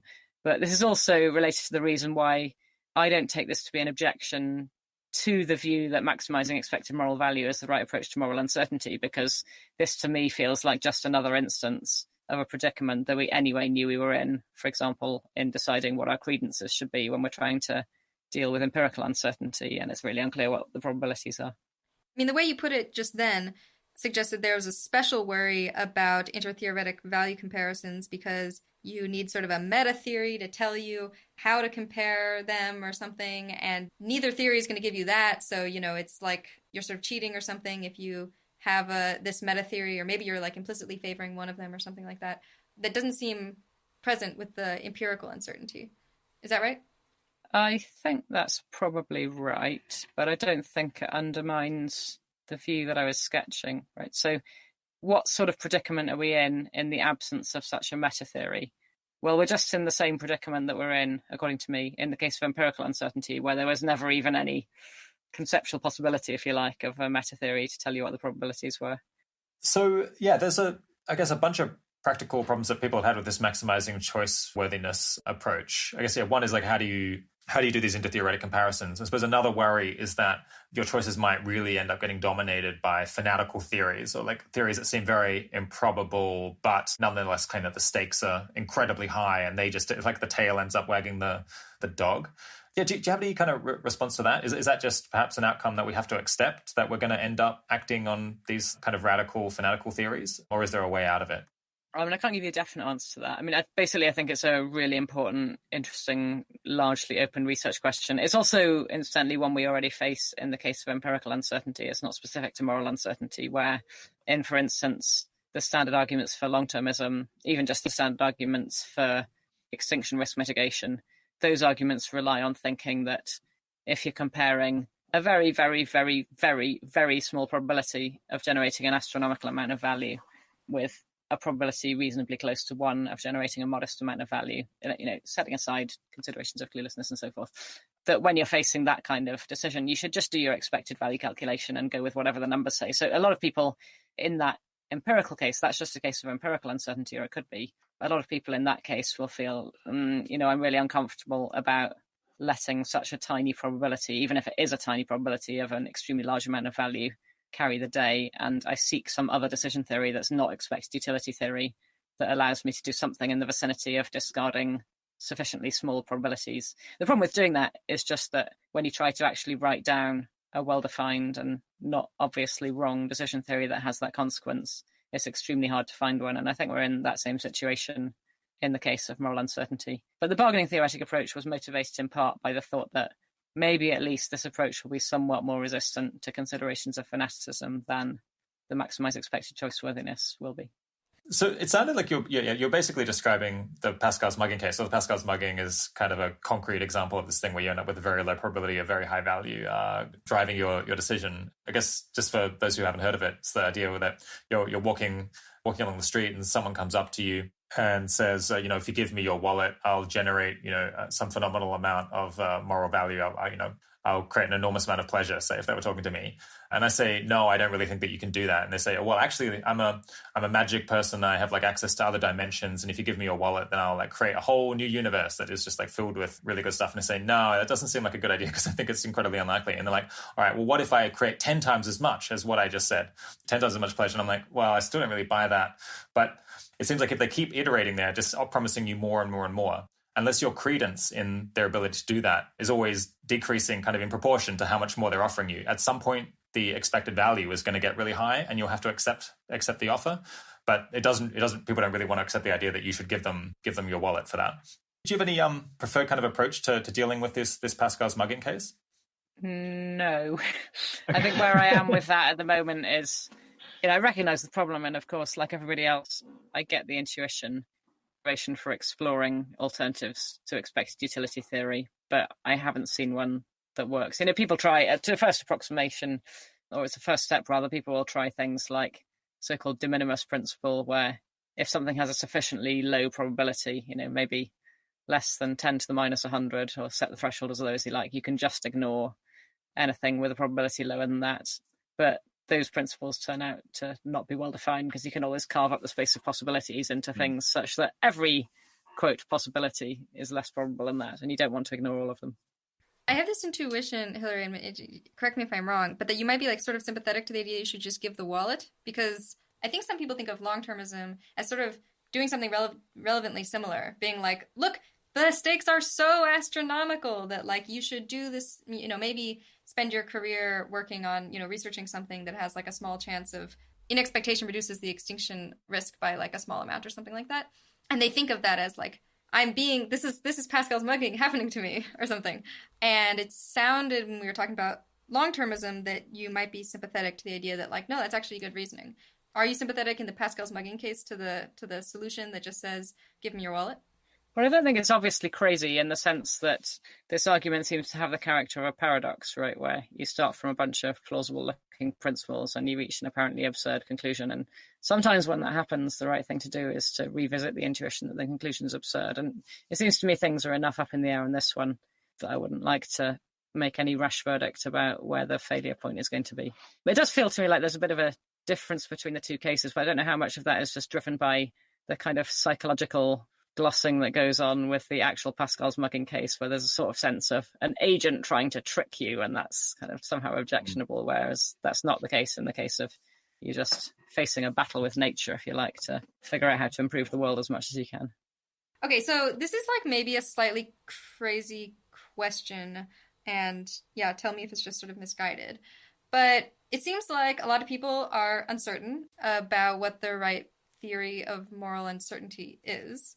Have you thought at all about how we should deal with that uncertainty? Like, should we just apply our favorite theory of moral uncertainty, whether that's maximize expected choiceworthiness or something else, in order to figure out what we should do? Or should we, like, do something besides that in order to take into account our uncertainty about moral uncertainty? Yeah, I mean, I haven't thought about it a great deal myself. This is the so-called regress problem, right? So it seems like, yeah, you could go up to that second level of moral uncertainty. And also, by the way, once you've done that, you'll still be uncertain about what the answer was to that question I haven't just asked. So let's go up to a third level and hang on, is this ever going to stop? Or do we have to climb an infinite hierarchy before we decide what to do? So I know there's some work exploring, say, the possibility that as you climb this infinite hierarchy, maybe you reach a fixed point where you know what to do because you know that after you've climbed 16 levels, the verdict isn't going to change as you keep going up and so forth. That's maybe jumping the gun a bit. So you asked me, should we apply our favourite theory of moral uncertainty to what you might call the second level question? Well, I happen to think no, but that's just for the same reasons that I think no to the first level of question of whether my favourite theory approach is the right approach to moral uncertainty. Of course, some people will think yes. Yeah, okay. So, but you do think of it as it's probably the same kind of thing. So, like, whatever you say in the first order case, that's at least some reason to think you should say the same thing in the second order case. Yeah, I mean, certainly, this is maybe tautological, but absent some principled reason for thinking that there's a relevant difference between the two levels of uncertainty. And furthermore, I find it a little bit hard to see what the relevant difference could be. Could you explain why you're not so optimistic about the bargaining approach? Sure. It gets into a lot of detailed stuff very quickly. But so when I started on this project, it was because a bunch of people seemed to be sympathetic to the idea that maybe if you think of this as more of a bargaining problem, then the situation is going to be radically different. But as far as I was aware, nobody had actually sat down to carefully model how it all pans out. And when we did that, well, there's lots of different ways you might model it as, quote, a bargaining situation, unquote. But the dominant approach in the standard literature on bargaining theory is to use the so-called Nash bargaining solution. And then it just turns out when you do that for the question of moral uncertainty, the result is something that's extremely similar, actually, to one version of maximizing expected choiceworthiness. And in particular, I think some of the ambitions that people had to the effect that lots of those alleged problems with maximizing expected choiceworthiness would evaporate on a bargaining theoretic approach, those ambitions seem not to be realized. So in particular, there are existing approaches to maximizing expected choiceworthiness where you deal with the supposedly problematic nature of intertheoretic comparisons by doing some kind of structural normalization that looks for some structural feature of how each theory treats the range of options under consideration. Maybe it's the range or the variance of how much moral value they ascribe to the options, and then equalizes that statistical measure across all the theories. And if that's the version of maximize expected choiceworthiness that you'd like, then that ends up looking very similar actually to the bargaining theoretic approach, with just some subtle differences around the edges. And then where there were differences, it looked like actually the maximized expected choiceworthiness theory was superior on the details. So you just mentioned one alternative way for approaching intertheoretic value comparisons. Is that your sort of preferred solution to the puzzle you presented earlier about how to make these comparisons? No, it isn't mine. It is the preferred solution of lots of the people I talk to. I think I'm quite idiosyncratic on this. So the proposal is, if you like, here's an off-the-shelf recipe for settling the intertheoretic value comparisons. That just is the one that you should use. Whereas I'm more inclined to take a much more permissive view in some sense, where the point is rather this question of intertheoretic value comparisons is just, unfortunately, I'm sorry, it's a thing you have to form a view on when you face moral uncertainty, although it wasn't decision relevant in the absence of moral uncertainty. So it's an extra component of your view that you have to get definite about if you want to deal with moral uncertainty. So that's, if you like, an annoying extra task that the agent has to take on. But on my way of thinking about it, it's a thing that the agent has to settle for themselves. And what's awkward about it is, on my view, there isn't any single recipe that tells you how to do it. So the structural normalization program is, if you like, engaged in a different game. They, in some sense, maybe take it for granted that we have to have a recipe, and then the structural thing is a prescription for which is the right recipe. So just to make sure I understand the difference between these two proposals. So the structural thing is like, look, it's determined by somehow by the structures of the moral theories how to make these comparisons. Maybe like in the super simple case, if there were just two theories that said there was like a best action and a worst action or something, you can like compare the best actions of the two theories and the worst actions of the two theories. And that's what you ought to do. And then your view is more like, no, there's just like substantive judgments, maybe like even moral judgments about like, what's approximately equally morally important on, consequentialism, say, like what sort of consequence, if that's true, is sort of equally morally important to what kind of situation you can bring, the importance of some situation you can bring about if some deontological theory is true. Is that right? Roughly that, yeah. I mean, I'd be squeamish about calling them moral judgments because, again, like, they're not things that come from any particular single moral theory, but they're a bit like that. Yeah, they're judgments that the agent maybe subjectively has to make for themselves on the view that I incline towards. So just an example would be like, I just judge that the badness of murdering on a deontological view is approximately equal to the wrongness of it is approximately equal to the badness of some amount of suffering on a consequentialist view. Yeah. What about the kind of parliamentary approach that I think a lot of people might have heard of, that I think Nick Bostrom's talked about?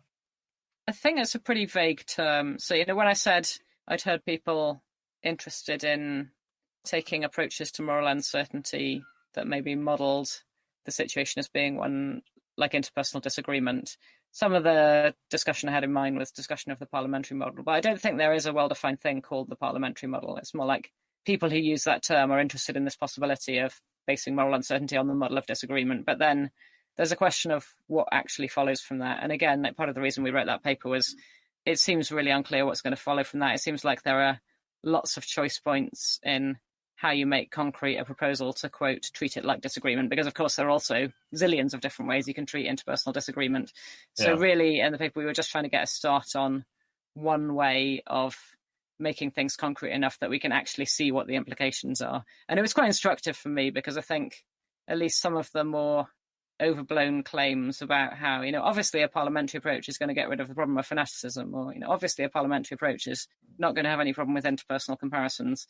It's not obvious at all. The devil is in the details, and lots of those things, or close cousins of those things, are still problematic if you do bargaining theory in the way that's captured by the Nash bargaining solution. Now, of course, there are lots of other ways you could do it, but my overriding thought is still, look, the devil is in the details here. If you don't like the Nash bargaining solution, then to have any idea what's going to happen under a so-called parliamentary approach, you need some other equally precise model, and you need to crank through the details to see what happens.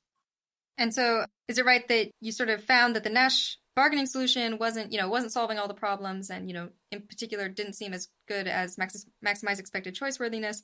So then you're like, well, I'm like sort of pessimistic, or maybe withholding judgment on all other possible versions of the parliamentary model, or, the disagreement model, until somebody comes up with a concrete proposal?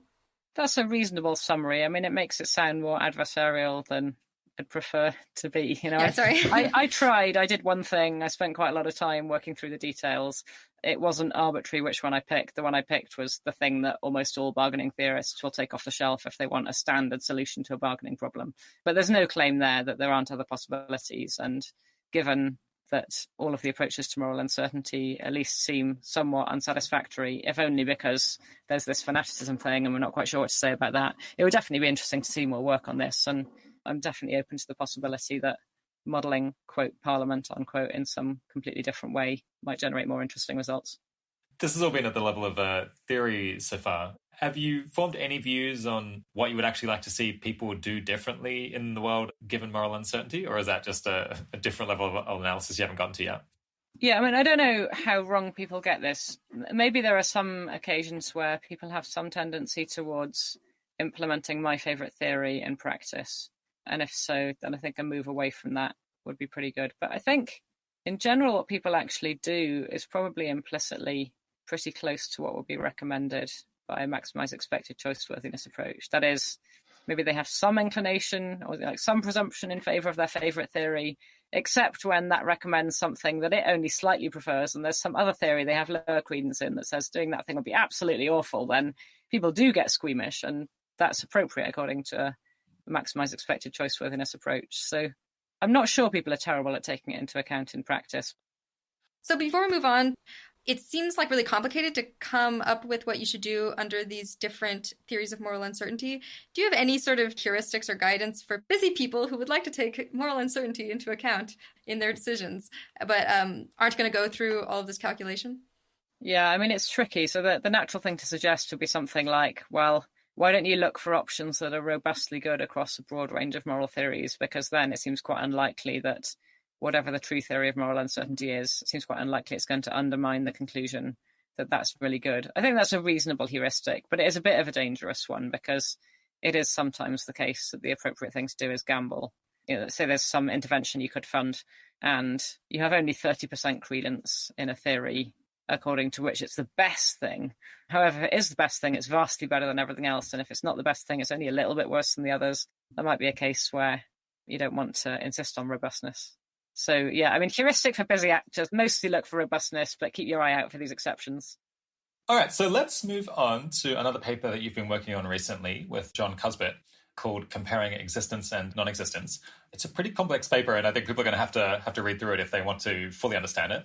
But that said, we'll, I think, be able to guide people through the main points. So first up, what's the question you tackle in the paper, and why do you think it's important?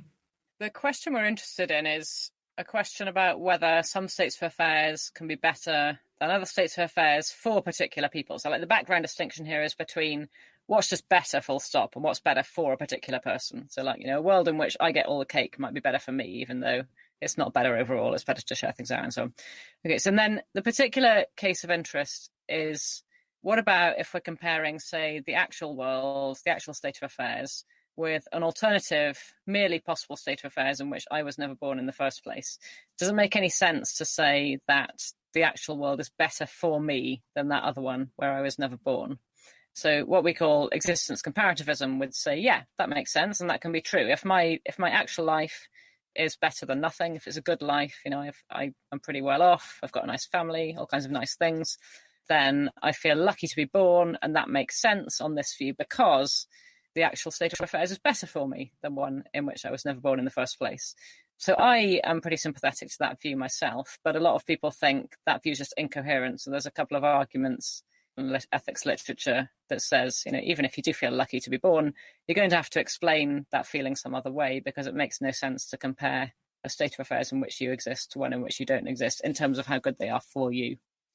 What's the relationship between this and kind of the Epicurean idea that it's not bad to die because once you're dead, it can no longer be bad for you? I think that's one that a lot of people will have heard, which I suppose is subtly different, but a bit similar.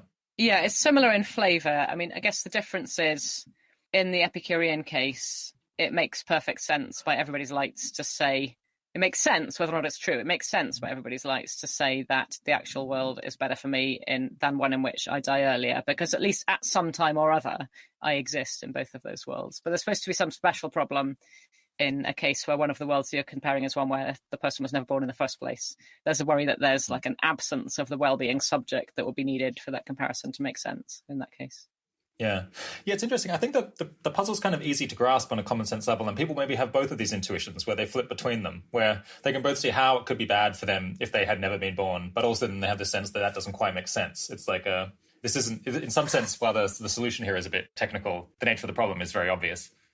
Yeah, so you also asked me why it matters. I think the key thing is that it could potentially make quite a radical difference to which so-called population axiology you adopt. So if you're comparing two situations where there's a big difference in how many people ever get to be born, if you think that being born with a good life, obviously, is better for the people in question than not being born, then it's really hard not to be led to something like a totalist population axiology, where in particular, you're going to think that if the future would be good in the absence of extinction, then premature human extinction is an astronomically bad thing, because look at all those merely possible people who never got to exist and who are thereby, in a morally relevant sense, losing out as a result of the extinction event. Whereas if you think those kind of comparisons don't make sense, then you're more likely to be in a frame of mind where there's no loser in a case of premature extinction, except, of course, the people who are killed in the process of extinction. But that's not normally the thing that we're focusing on. And if there's no loser, then it might seem strange to have anything like a totalist population axiology that says an event like that is astronomically bad. So just to clarify, the existence comparativism claim says that it can be worse or better for somebody to exist rather than not, and that it can be worse or better for them to not exist rather than to exist. So I guess maybe those are the same thing, but I guess the second one sounds weirder. When I think of, those poor non-existent people, they didn't get to exist, or they're not getting to exist right now. How terrible for them. That seems weirder than saying, it's so great for me that I get to exist, rather than to not exist. Could somebody think the first thing, it's good to get to exist when you get to exist, but not think that it's bad for you if you don't get to exist? Yeah, there are people who think that. So the character I'm calling the existence comparativist is the one who goes all the way and accepts both of those things. But you're right that the second thing strikes people as stranger than the first. And, even the existence comparativist will probably resist some of the language that you use to state the second thing. They might find it weird to say it's terrible not to exist. Maybe terrible is an inappropriate word. But they would say it's worse for some non-existent people that they didn't get to exist if they would otherwise have had bad lives. Maybe not terrible, but worse. Yeah, Arden and I got into a comments thread on the document here where I was saying, how can these things even be different? Because one is just saying it can be better or worse for you to exist rather than not. How can that be true? But then not. It'd also be true that if A can be better or worse than B, how can it be the case that B can't be better or worse than A? That seems inconsistent, which I guess is kind of setting up the puzzle that people want to say the first but not the second. And then it's but aren't these two things actually functionally equivalent? Yeah, good. So a lot of people do go through a chain of reasoning a bit like that. That's their main argument for saying that it can't be better for us that we exist rather than not. It's that if that were true, then this other really weird thing would have to be true as well. And clearly that's crazy. That's a common thread of argument in the literature that we're responding to with this paper. I guess that doesn't quite make sense to me. So I have the sense that if the problem is that it doesn't make sense to ascribe to people who don't exist states of affairs being better or worse for them. If that's the core problem, then it seems like it should be okay to say that for people who exist, it can be better to exist, but not for people who don't exist. Right, so that's the position that's taken by some authors in this literature, and we call it variantism in the paper, because it's a theory according to which the truth value of a statement like, this is better than that for Arden, can vary from one possible world to another.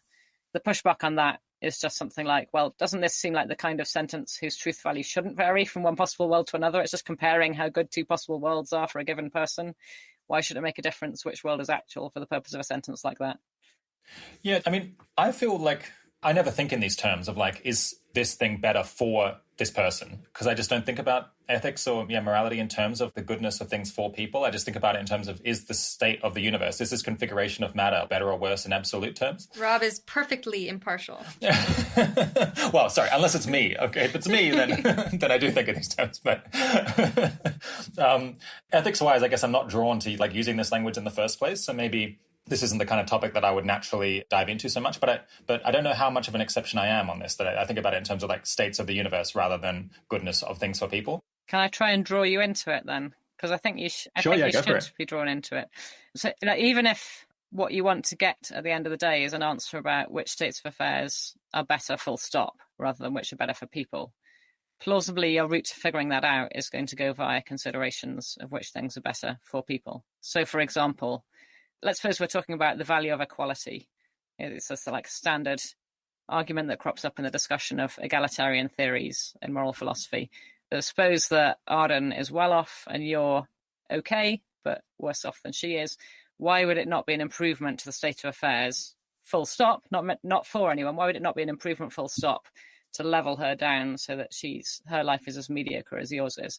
A natural answer to that is, well, it wouldn't be better overall for that to happen because it wouldn't be better for anyone. It wouldn't be better for Rob. It wouldn't improve his well-being.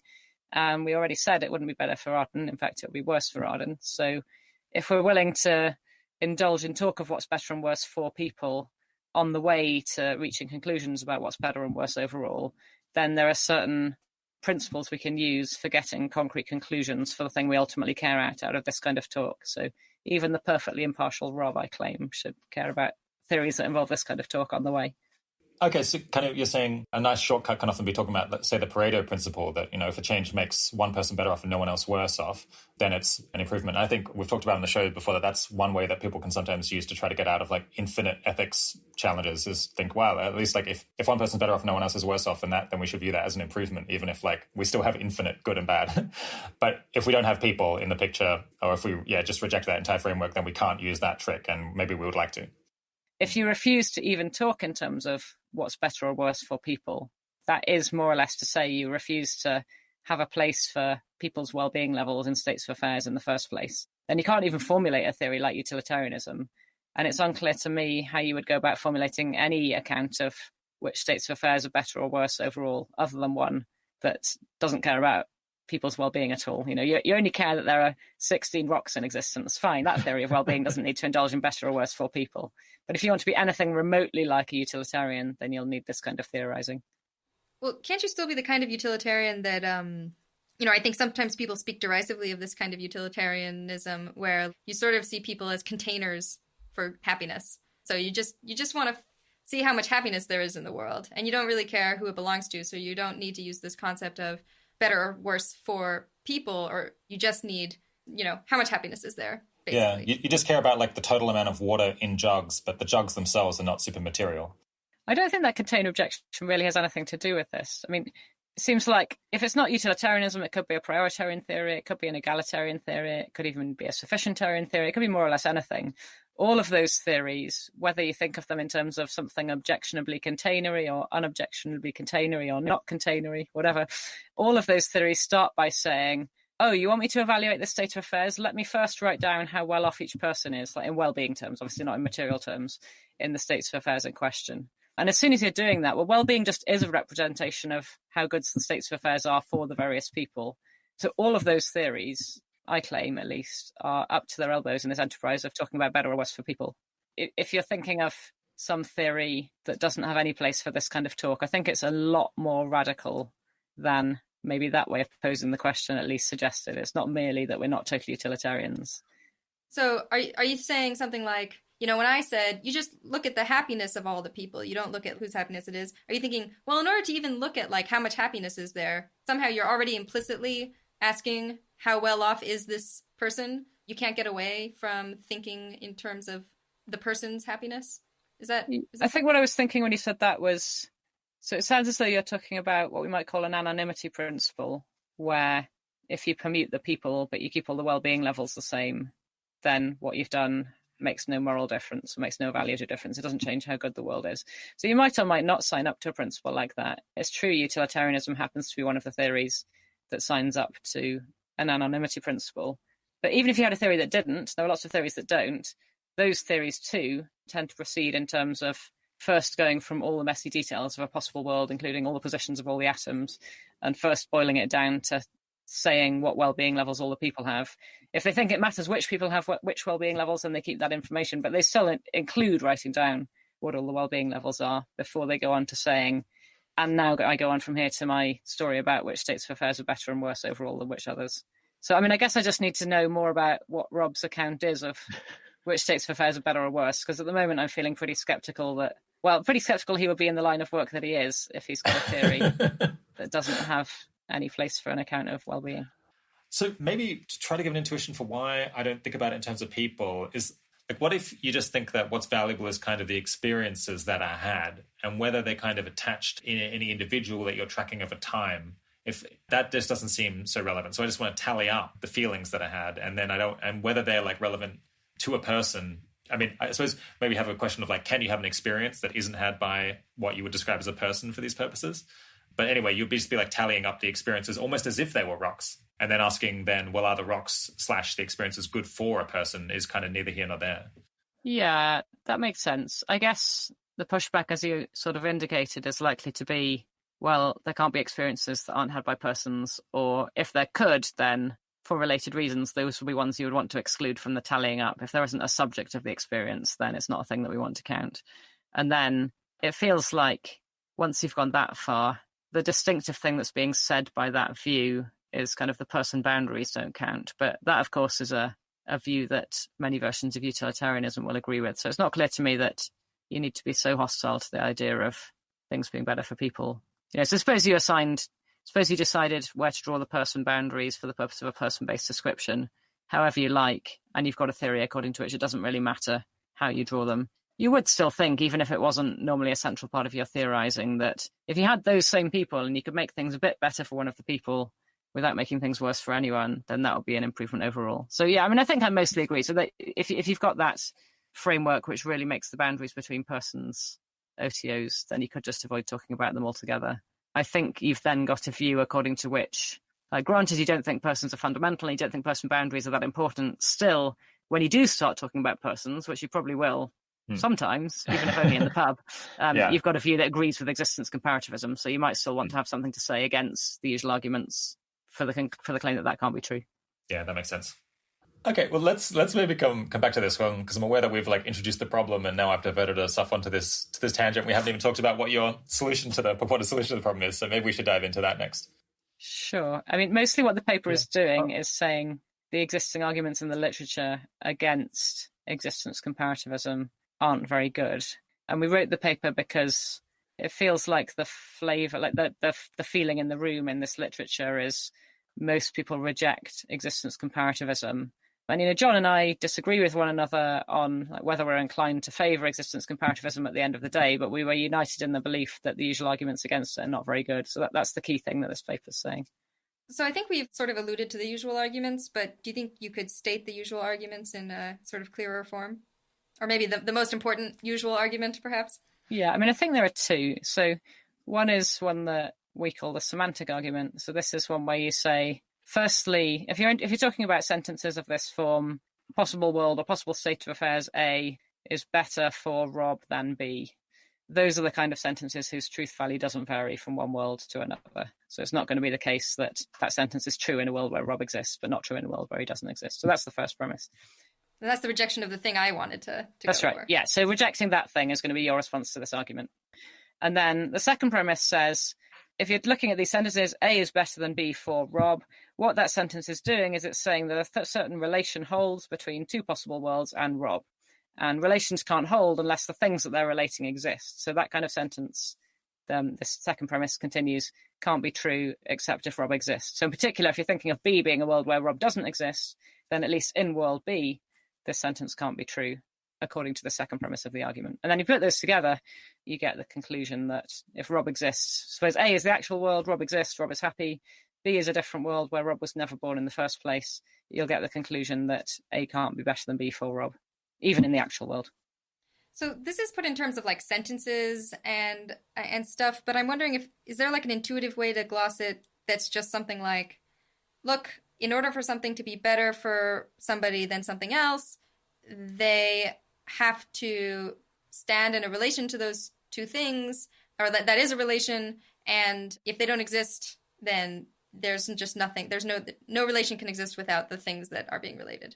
Yeah, you can put it in terms of not sentences, and indeed, that's maybe more natural initially. The reason why we start talking about truth values of sentences is that if you don't do that, things start getting quite complicated. You get tangled up in chains of counterfactuals, but I can have a go at doing that if you want. So the formulation that doesn't involve talking about sentences and truth values would be something like, firstly, if A is better than B for Rob, then A still would have been better than B for Rob, even if B had been actual. And then the second premise would be, if A is better than B for Rob, then Rob exists. But then you have to think about holding that fixed across lots of different possible worlds. So you can state it in that way, and the argument goes through as before. We just found that things tend to get unnecessarily convoluted and confusing when it gets into the details doing it that way. But nothing really hangs on it. I think the reason I wanted to rephrase it was, I think that the phrase semantic argument and then talking about sentences and truth values might make some people think of sort of a sort of sophistry or a trick. It's a trick of language or something. Or our language happens to work this way, and then we try to get this ethical conclusion out of that, and that's really suspect. So I was sort of wanting to make sure that, in fact, there is an argument that isn't really about language or the structure of sentences. Yeah, that's a good point. So the calling it semantic argument might be unhelpful for that reason. All right. So is there a simple way of explaining why you think philosophers are maybe being too quick to reject existence comparativism?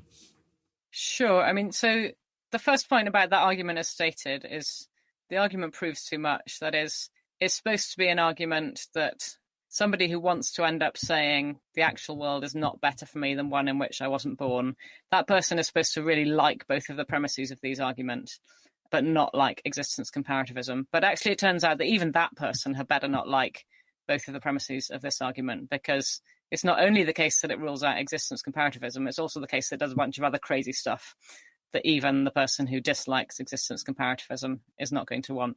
So, suppose, for instance, we compare two possible worlds in both of which Rob exists. So suppose there's the actual world, and then there's another world where Rob was born, but he never had an education, and suppose that other world is worse for Rob. But now let's introduce a third world also, call it C, where Rob was never born in the first place. So, okay, A, the actual world, B, a world where Rob was born, but things were worse for him, and C, a world where he doesn't exist. If you accept both of the premises of the argument as stated so far, you're still going to be forced to the conclusion that A is not better for Rob than B. Because look, let's think about what goes on at this other world C where Rob wasn't born. It can't be true in that world that A is better than B for Rob, because Rob isn't there to be one of the relata. And because the truth values of this kind of sentence don't vary across worlds, according to this argument, if it's not true in C, then it can't be true anywhere, not even in A or B. And that's not something that anybody wants to accept. So we can already see that something's gone wrong. What the paper's interested in doing is seeing whether there's another reasonable response, because we think that this other premise that looks really compelling at first sight, that says, surely he's got to exist in order to be there as a relatum, that's a lot less innocent than it seems at first sight, and there are independent reasons to doubt that one. Yeah, I thought it sounded like you were saying that if you accept that, then you also have to accept that you can't talk about any properties of things that don't exist, which we actually kind of do all the time, talking about hypothetical things that could exist. Did I understand that right? I think you were a step ahead of me, but I was going to go on and say that thing in a few minutes to one of the other questions I thought you were going to ask me. What did you want to say before about why that second premise might be a bit suspicious?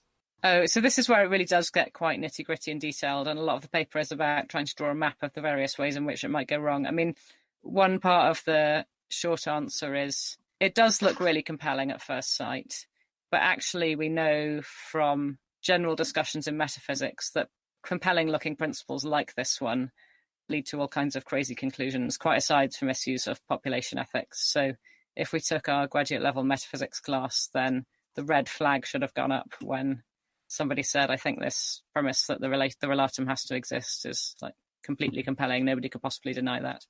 So isn't the reason that you think that's suspicious, or that like points in the direction of that being suspicious, the thing that Rob said? That like things seem to have properties even when they don't exist, or we seem to like say things about things even when they don't exist, and those things seem to be true. Good, yeah. So one thing that goes on in general is that some of the things we want to say are what you might call modal. That is, they're not solely about what's going on at the actual world. They're also about what's going on in other possible worlds, as philosophers would put it.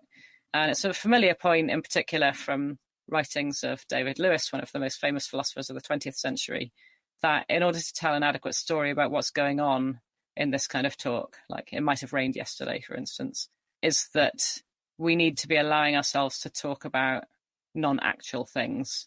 So we can't have these hard and fast constraints everywhere where everything we say can be cashed out entirely in terms of what things there are and what properties they have and what relations they stand into one another just in the actual world. A lot of our talk is infected with so-called modal things. So that's part of the reason for being suspicious of this argument, that to get the argument to be on solid ground, you would need to have some reason for thinking that this particular kind of talk of things being better and worse for people has to be of the like really simple basic stuff where we're just talking about the actual world. It can't be a modal kind of talk. And then the danger is, in this dialectical context, that insisting on that is just question begging, right? If we already know that a lot of the talk we indulge in is modal, and we know that if we were prepared to grant that this bit of discourse could be modal as well, and there would be no obstacle to existence comparativism, then it feels like somebody who started off wanting to be sympathetic to existence comparativism would have no reason to agree that this must be non-modal talk. There's no obvious reason why that would have to be so. All they would have to say is, well, I already knew that some talk was modal. My position is that this bit of talk is modal too, so no obstacle to existence comparativism. And it doesn't look like anything's been said against that. I mean, it is a little bit uncomfortable saying that, because we do want to say in some cases come off it, that can't be true because the relatum isn't there to exist. So like if I say Rob talks to Hilary, we want it to follow from that Rob exists and that Hilary exists. That seems like a kind of straightforwardly non-modal sentence. And it seems like we can know that it's a non-modal sentence. So it's also a little bit uncomfortable just insisting without giving any reasons that A is better than B for Rob is non-modal. But it's a little bit unclear that anybody in this discussion has any independent grip on how to classify the things we're talking about as modal or non-modal. That is, it seems that everybody's just working back from whether they're antecedently inclined to believe existence comparativism or the other thing, what you might call anti-comparativism. People just working back from that to their assessment of whether these bits of discourse are modal or not. So just to clarify, the sort of anti-comparativist, they would still admit that in some sense the sentence, it's better for Rob to exist than not, is modal because it sort of like requires that we think of a world in which Rob doesn't exist and ask whether that's better or worse for him, right? It's just they would say, well, the like subject of the sentence has to exist. Well, yeah, I guess it seems like very relevantly different from Rob talks to Hilary because it's like comparing two things, one of which is true and one of which is not true. So it seems like everyone should admit that it's different from that sentence. That's true. Yeah, I guess the question is whether there's still a difference when you zoom in on the Rob bit of the sentence and you forget about the A and B. Like it's clear that the A and B is about comparing two different possible states of affairs, and it can't be that both of those are actual. But you might think you could set those aside and zoom in on the Rob thing and have an intuition that that bit is non-modal.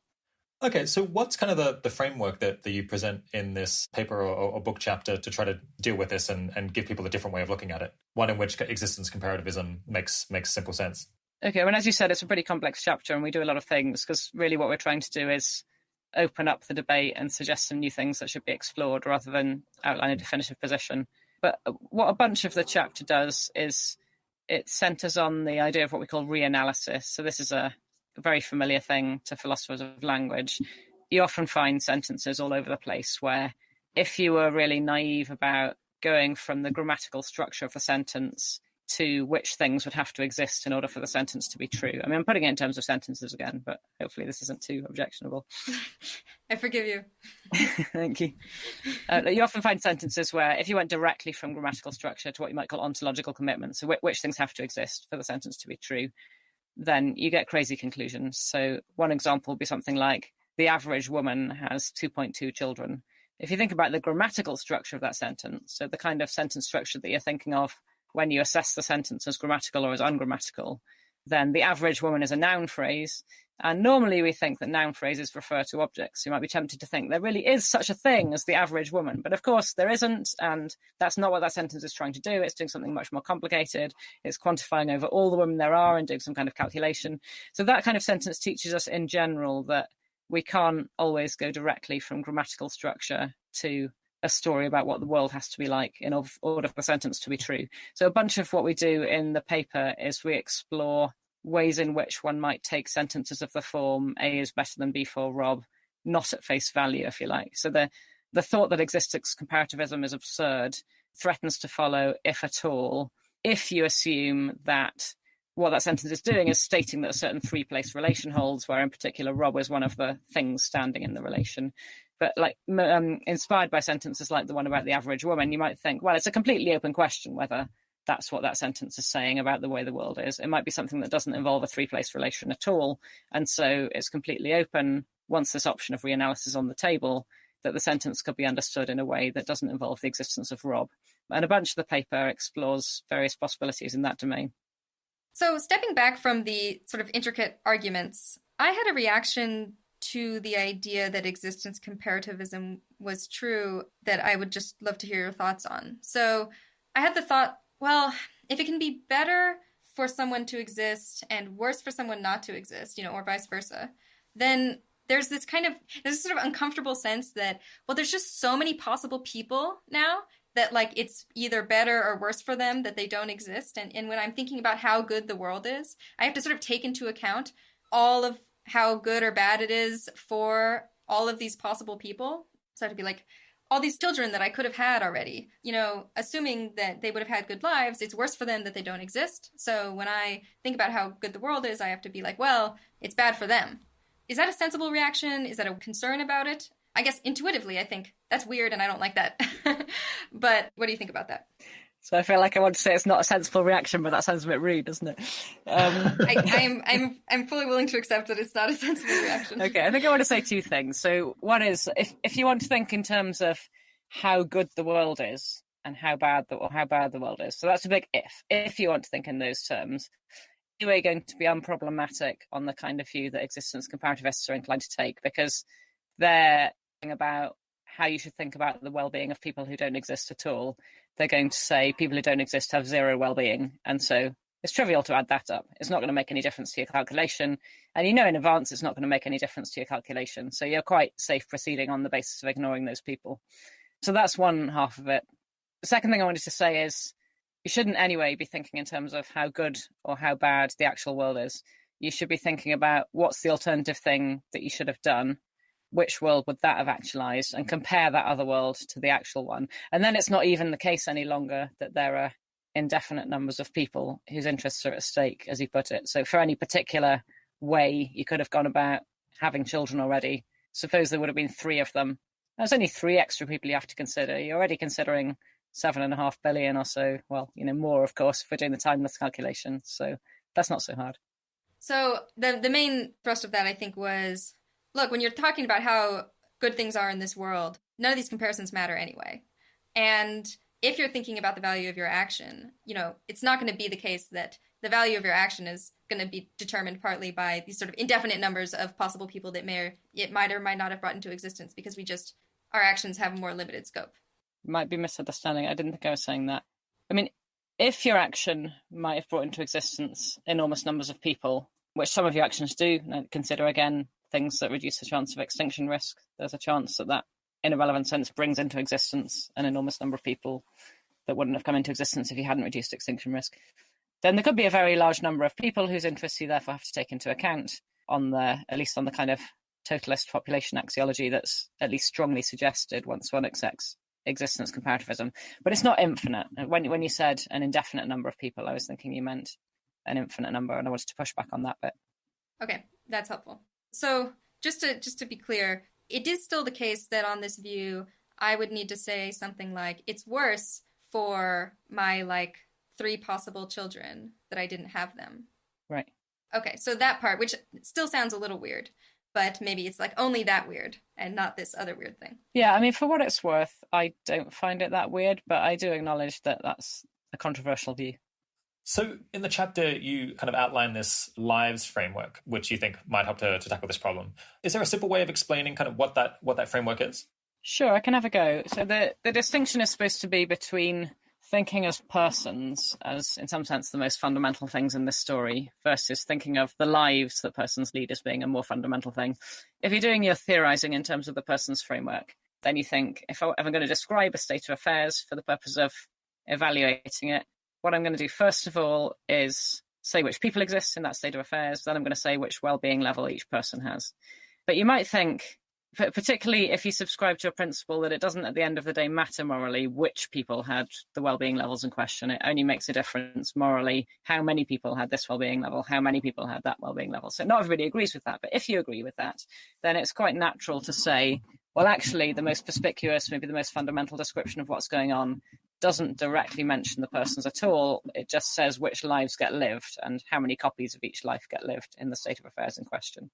So how would you think about what we've been calling personal betterness relations, the kind of thing we're trying to talk about when we say this is better than that for Rob in that so-called lives framework? Well, it looks like instead of comparing 2 states of affairs in terms of how good they are for Rob, instead you're going to be doing a binary comparison, just relating 2 things. You're going to be looking at the possible life Rob lives, if any, in the first state of affairs, and the possible life that Rob lives, if any, in the second state of affairs, and then directly comparing those 2 things.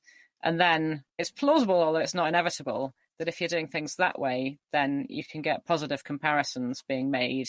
One half of the comparison is the state in which Rob doesn't exist, because you might think it makes sense to talk about a non-life as well as all the possible lives when you're doing these kind of comparisons. So the Rob actually leaves is better than the non-life. That doesn't seem a crazy thing to say. And in particular, there's no objection to saying that stemming from the idea that Rob has to be there in order to stand in a relation, because on this kind of picture, it's not Rob that stands in the relation, it's the 2 possible lifelike objects instead. Okay, so one question I have about this is I guess I intuitively feel like it doesn't quite solve the problem because I think the person who really feels like things have to exist in order to stand in relations will just be like, well, you can't compare a life to the non-existence of a life. I mean, you can call it a non-life if you want, but it doesn't exist by hypothesis, right? I mean, I guess maybe there's a question, are you postulating the existence of some objects, non-lives? And if those exist, then maybe you can compare them, but that's weird. And if you don't want to say that they exist, if they're just the lack of lives, then like I, as the person who was against existence comparativism in the first place, might say, well, this doesn't help me because now I'm having to compare a life with a certain level of well-being to a non-existent thing. And that's no easier because one of them still doesn't exist that's supposed to stand in this relation. Okay, good. So I think I want to say that the existence of lives that's required for this framework is not as weird as maybe you're taking it to be. But I actually think everybody is forced to this conclusion, not only the people who end up sympathetic to existence comparativism. Because if we consider again the case where we're trying to compare two states of affairs where the person we're interested in exists in both of those states of affairs. So say the case of the actual world and the world where Rob got no education. We want to say the actual world is better for Rob than that other one. How would we do it in the lives framework? Well, we'd say the actual life that Rob's here actually living is better than that other merely possible life. So you might say, but hang on, that other possible life doesn't exist. And, maybe there's something to that thought, but clearly that doesn't stop us. Nobody wants that to stop us from saying the actual world is better for Rob than the one where he had no education. So what's going on with this stuff? I think what's going on with this stuff is that it's much less problematic to say that both of those two lives exist than it is to say Rob exists in a world where he was never born. So you think of lives as being maybe more like abstract objects, like numbers, where there's a crucial difference between the life existing, which is what we need for the argument to make sense, and the life being lived by somebody, which is a quite different matter. So in some sense, there's lots of null lives, as you call them, like non-lives being lived all the time. There's like an infinite number of non-lives being lived in some sense. Or perhaps that's the wrong way to conceptualize this kind of object. But it seems like I don't exist in a world where there is no Rob. But we could say, well, in the world that exists, there is the life that includes no experiences or no anything. That is a life that is being lived. It's just that it doesn't feature anything. I think I'd be reluctant to say it's being lived. But yeah, I get where you're coming from. I mean, I tend to think of these lives as being types rather than tokens, as we put it. So like the life is the kind of thing. And then there's a separate question of how many copies of the life are lived. So, your actual life is lived once. Your merely possible life where you didn't go to university is lived 0 times because even those people who didn't go to university don't have lives that are otherwise exactly like yours. And then maybe it's in the essence of a null life, if you like, that it's never lived, because how could you live a null life? That sounds more like a contradiction. So I want to get off the boat before that last bit because I know that otherwise my interlocutors are going to hammer me. But otherwise, I'm broadly on board with the spirit of what you said. So one worry I still have, and then I will drop this, is it feels like there's still a difference between, so like the life that Rob actually lives and the life he would have lived if he had no education. The other life doesn't exist because it's not actual. It's not in the actual world. It's not what actually happened. But it's still sort of like in the space of possibilities. Isn't there a special type of non-existence that a non-existent life has that like Rob's possible life doesn't have? I think there's something special about it, but it's not a special type of non-existence. So like, again, I think everybody in this debate has to say, if they're going to talk in terms of lives at all, they have to say that even lives that aren't lived by anyone nonetheless exist, so that they can make the kind of comparisons that everybody in this game wants to make. So they need to draw a distinction between the life existing and the life being lived. And then there is something special about the null life. It's the thing that makes it awkward to talk about the null life being lived by somebody in some other state of affairs. Maybe it's not the kind of thing that can ever be lived, but that doesn't stop it from existing. And arguably, although like this seems like a non-trivial choice point where people whose intuitions are sympathetic to existence comparativism in the first place, and on the other hand, people whose intuitions are not sympathetic to existence comparativism, in this framework, the disagreement between those two characters might boil down to a disagreement about whether or not it makes sense for the null life to be compared in terms of better or worse from a personal point of view with a non-null life. But our pointing right in this bit of the paper is there's nothing remotely in the vicinity of the principle that the relatum has to exist for the relation to hold to decide that choice point. It just seems like a thing where one could go either way. All right, I think we should probably wrap up on this, but maybe just one final question is, do you think this kind of line of argument is going to persuade people who previously disagreed? I don't know.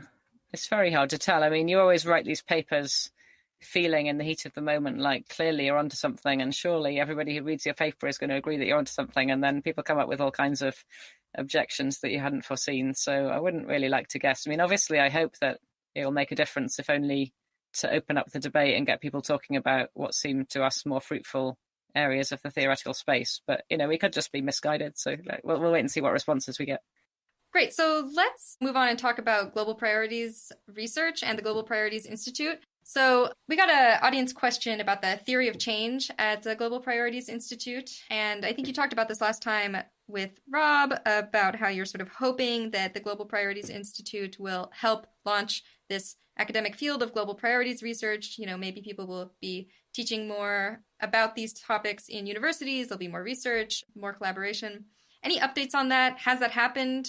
A little bit, yeah. I mean, don't underestimate how slow the pace of movement and progress in academia can be. So on that kind of timescale, I wouldn't have expected to see too much concrete change, particularly the things that go via papers getting published. Like, that process invariably takes upwards of a year just to get a paper published, even from the point where it's almost completely written. So we haven't seen very much by way of, say, other people writing papers, responding to and citing ours, but that's because mostly we haven't yet had time to push our papers through the pipeline to actually being published, which is usually the point where other academics start working on them, as opposed to just having stuck them on the GPI website. I mean, there are definitely some promising indications. So we've done a lot of outreach work, inviting other academics to collaborate with us in workshops, and a lot of people have been very positive. We've got a lot of informal information to the effect that other people are working on similar themes. We don't have any robust impact tracking mechanisms in place yet to determine whether they did that because they came to our workshop, or instead just they came to our workshop and they're doing that. And since they know we're interested, they're telling us about it. But yeah, I mean, there's a general sense that, especially amongst younger people, I guess related to the fact that EA is quite a young movement, a lot of younger researchers, I think, find it quite inspiring that one could be an academic and nonetheless contribute directly to the EA enterprise instead of just doing it by donations. Cool. Yeah. I mean, one thing I'm curious about is whether there have been any other sort of academic centers of global priorities research that are like starting to show signs of cropping up. So right now, a lot of global priorities research happens at Oxford, or like a large, I think a big majority of it that's labeled that way anyway, happens at Oxford. Are there any other universities that are looking like they might be centers in the future? Yeah, so there are definitely people we know who are interested in funding similar centres at other universities in the future. But is it mostly limited by the ability to find people with the right experience and capabilities to get those set up? I think so, yeah. I mean, I think in general, if somebody's got the enthusiasm and the expertise to lead a centre like this, and the funding is forthcoming, which it feels like it would be, it's not too hard to convince a university to host such a thing if it's bringing in external funding. Has global priorities research managed to attract any vocal detractors? That's surely when you know you've really made it, is when people start disliking you. I guess we haven't made it to that extent yet. I mean, again, like things are really slow in academia. Like, until you start publishing lots of papers, there's not so much of a thing for people to object to. Yeah, interesting. Do you have a sense of whether global priorities research is kind of more popular in the UK than the US, perhaps culturally? No, I don't. I mean, it's true that Oxford is serving as some kind of centre for it at the moment, but I think that's contingent. I think it's just because we've got a critical mass of people doing it here. I mean, when we run workshops, we host people from the US as well as from the UK, and we don't notice any kind of statistical difference in enthusiasm level. Yeah, Rob, I'm curious what was behind that question. Do you have the intuition that there's a cultural affinity with global priorities research in the UK? I guess my understanding is that maybe consequentialism is more popular in the UK, at least in philosophy, and maybe in the US people are more inclined towards deontology and like theories of justice and so on. So perhaps that could make a difference. That's interesting. I mean, I don't have that sense about the background statistics either, but you might be right. I haven't seen a survey either way. So last time you were trying to attract more economists and more attention from economists, because they seem to be kind of the missing piece in this research. Has that borne much fruit yet? This is very slow for us at the moment. So until basically now, more or less literally this month, we haven't had any postdoctoral, so post-PhD research staff in economics as opposed to management staff. And so we haven't been in a position to start churning out papers in economics, global priorities research, if you want to call it that, ourselves. And I think that's just an absolutely essential brick in the edifice. So until we can start publishing papers ourselves, it's very hard even to communicate to external researchers what's supposed to be distinctive about the thing that we're interested in. Like, the easiest way to communicate that is to say, well, look, here are lots of examples. Are you interested in doing stuff like this? This is what we're interested in. And we're not at that point yet. So we have been doing a lot of outreach work, having kind of one-on-one conversations with economists based all over the place and trying to get a sense of who might be interested. But for that hiring reason, it's been much, much slower to start progress on economics than in philosophy. Fingers crossed, maybe this will change in the next few years when we start actually building our own economics research team, but that has yet to be seen. Yeah, are there any kind of roles or visiting opportunities at GPI at the moment that people should be aware of if they found this conversation interesting and would like to come and meet you all in person? Sure. I mean, now obviously is a difficult time to be asking that. Oh, sure. Yeah, sorry. We've taken that from our kind of template questions about career options, and perhaps I haven't fully engaged my brain while I was reading that. But yeah, I mean, we're definitely looking to hire again in the upcoming academic year. So we'll be opening rounds of postdoc hiring, as we normally do in the fall, for applications to close around about Christmas time. We're hoping to host visitors again next summer. This year we had to either cancel the visits we had scheduled or just do them remotely because of COVID-19. Hopefully we're able to do that next summer. It's still a bit too early to tell. But yeah, I mean, in principle, if you set aside COVID, I guess the answer would be, if you're an early career researcher, by which we roughly mean pre-PhD or recent PhD, then we run what we call an early career conference program in roughly June each year. And the natural thing to do is to apply for that, come and spend a month with us, and then you can work on a research project alongside one of our researchers, have lots of back and forth, get a sense of what the conversations in the office are, think about whether this is something you might want to do in the longer term. If you already know it's a thing that you want to do and you're at the stage of finishing a PhD or later, then one thing you could do is apply for a postdoctoral position at GPI, look out for the adverts in the autumn. And if you're more senior than that, we're always interested in conversations about possible hiring with people who are interested in doing the same kind of research that we're engaged in. And there are also lots of shorter-term visiting opportunities. So we're very keen to, for people like that, to just reach out to us and then we can have a conversation about what might be the good fit. So if somebody wants to do global priorities research and maybe eventually work at GPI, or either they're not going to work at GPI ever or not for a long time, what are some other places where they might consider trying to get a good experience? I mean, it depends a little bit what kind of level of seniority we're talking about. If we were talking, for instance, about where should I apply to grad school, I think to a first approximation, it's just the usual answer of try to get into the best grad school that you can. If you happen to be in an academic discipline, like maybe philosophy, to some extent economics, where Oxford is a pretty good grad school, and that was among your contenders, then maybe there's some additional case for coming to Oxford based on the fact that there are lots of people interested in these things here. But I think for most people, it's just going to be go to the best grad school or otherwise go to the best institution, and then keep conversations open with us if you're interested in collaborating in the meantime.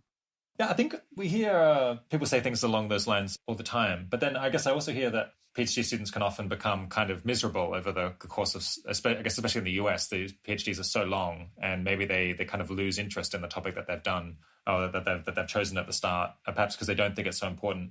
Could it be that maybe it's more important than we might think in the abstract to go to a place where there are people or like potential supervisors studying things that you think are intrinsically important? Because otherwise you're just going to kind of lose heart and find it really hard to commit yourself. I suppose especially if you really are very interested in global priorities research, and other things might just not engage you as heavily.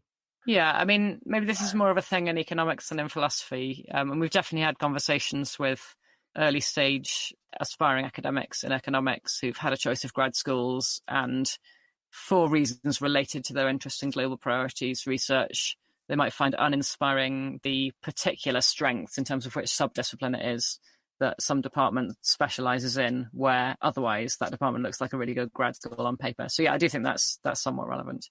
But it is also important to balance that with the consideration of, well, don't go too far in the direction of hanging out with people who are motivated by the same things as you, if that means sacrificing so much career capital that you go to, a grad school that's ranked 50th instead of one that's ranked second. Yeah, that makes sense. Are there any kind of new research questions that have appeared under the banner of global priorities research over the last couple of years that it's maybe worth drawing people's attention to, that as something that they could do a PhD on or study if they're already academics? Yeah, I don't know how new these research questions are, but I could definitely say a few things about some of those questions we're particularly excited about. Some of them are things where we feel like we've started to scratch the surface doing a little bit of work, and that's just made us even more aware of how much more there is to be done. So one thing would be the topic of fanaticism. This feels like a thing where it's only relatively recently on the timescales of academia that people have started thinking about this issue, but it seems like a really crucial consideration for questions like whether money is best directed at long-termist or short-termist causes. And it'd be really interesting to see more people seriously trying to develop a decision theory or a theory of moral uncertainty that avoids fanatical conclusions and see what the best effort to do that looks like. Another bunch of considerations concerns infinite ethics. So there's always a bit of a worry at the back of our mind about, well, is the correct thing to say about infinite ethics, which we don't yet know what it is whatever the correct thing is to say about those puzzles going to be such as to undermine lots of the things that we try and confidently go around saying about the finite case while ignoring the possibility of infinities. So it'd be good to find out to what extent it's possible to sidestep the paradoxes of infinite ethics, or if it's not possible to sidestep them, make some progress on solving them. And then maybe on the more empirical side, particularly with a sort of a hat on that's specifically interested in long-termism, there's always this worry that we're just so bad about making any kind of predictions about how things pan out on very long time scales that any attempt to decide what to do based on attempting to influence the very long run future is completely hopeless. So it'd be interesting to learn more if we can about, well, just how bad are we at predicting on very long time scales? Obviously, it's hard to directly do an experiment on that, but there are some theoretical tools you could use to try and get a grip on it. And indeed, we've got some researchers joining us at the moment who've got expertise in long run prediction and forecasting and are hoping to think about that question. So that, I mean, there's sort of 16 different things at least I could have said in answer to that question, but there's a few of them. Are there any questions in economics that you might want to whet the appetites of the audience who might go into study economics with? I mean, I think actually all of those could be examples in economics. And the last one about forecasting is more in economics than it is in philosophy. The thing about fanaticism is decision theory, which both philosophers and economics will claim as part of their discipline. Okay, yeah, maybe it was just me as a philosopher implicitly claiming that was part of my discipline. Well, that made me ask that question. I guess if people want more, there's always the GPI research agenda, which is up on your website, which is pretty extensive. Yeah, that's right. So at the end of the interview with Rob 2 years ago, you were sort of singing the praises of academia as a discipline where, there's enough flexibility so that maybe it's a little bit easier than some other disciplines to have a family life and also, be successful at work. So how's that going with COVID-19 now that everybody's at home? Yeah, I mean, COVID-19 is obviously a bit of a special case vis-a-vis the particular question of how do you balance career and family, because with the school and nursery closures, we've basically incurred an extra full-time job. In fact, probably a full-time job for more than one person between the two parents in our family, which is homeschooling the school-age children and being nursery carer to the nursery kids. So there's something special about that situation. But yeah, I think even there, I mean, the key thought underlying my earlier comments was probably something like you have a lot more control over your own hours in academia than in many other jobs. And you don't have the same sense that I mean, people who are in those other jobs, of course, can comment, but you don't have the same sense that you really can't do this career unless you're willing to work at least, 10 hours a day, willing to work weekends and whatever. It feels more like in academia, it's really up to you how you do those trade-offs. And the cost is generally just going to be that you get less research done if you don't put in so many hours. But there's not the same sense that you can't succeed or that you're going to get fired if you don't work long hours. And the particular hours you work are extremely flexible. So, being an academic, when I woke up at 4:30 this morning, I thought, well, why don't I just get the laptop out and do 3 hours of research before the kids drag me out of the room? Whereas if I was, say, a social worker, obviously that's not an option. Yeah, I think you might have buried the lead there because you've bought a caravan to work from, right?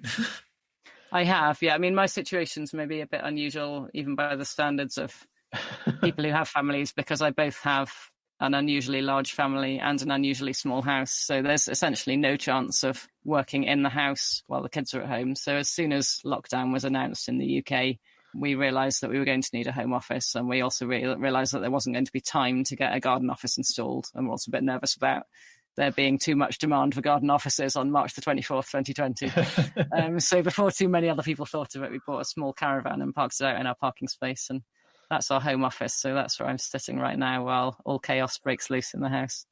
Do you know if there was a shortage on caravans? I suppose that's one that I hadn't thought about, something that might run out. But I guess it's not that easy to build a ton more caravans for people to work from in the yeah, I don't know. I mean, I think as I understand it, people were buying caravans more with a view to, well, I want to go on holiday with my own bathroom facilities, or I want to have somewhere where maybe a guest can stay without actually being in the house. So I think there was a lot of demand for caravans, but I don't know if many people had the same use for them as we did. Well, hopefully we'll all be out of our caravans, literal and metaphorical, before too long. I've been seeing some positive vaccine results, so fingers crossed. Maybe by the end of the year we'll be back in the office. Yeah, our guest today has been Hilary Greaves. Thanks so much for coming on the 80,000 Hours podcast, Hilary. Well, thanks so much for a second invite.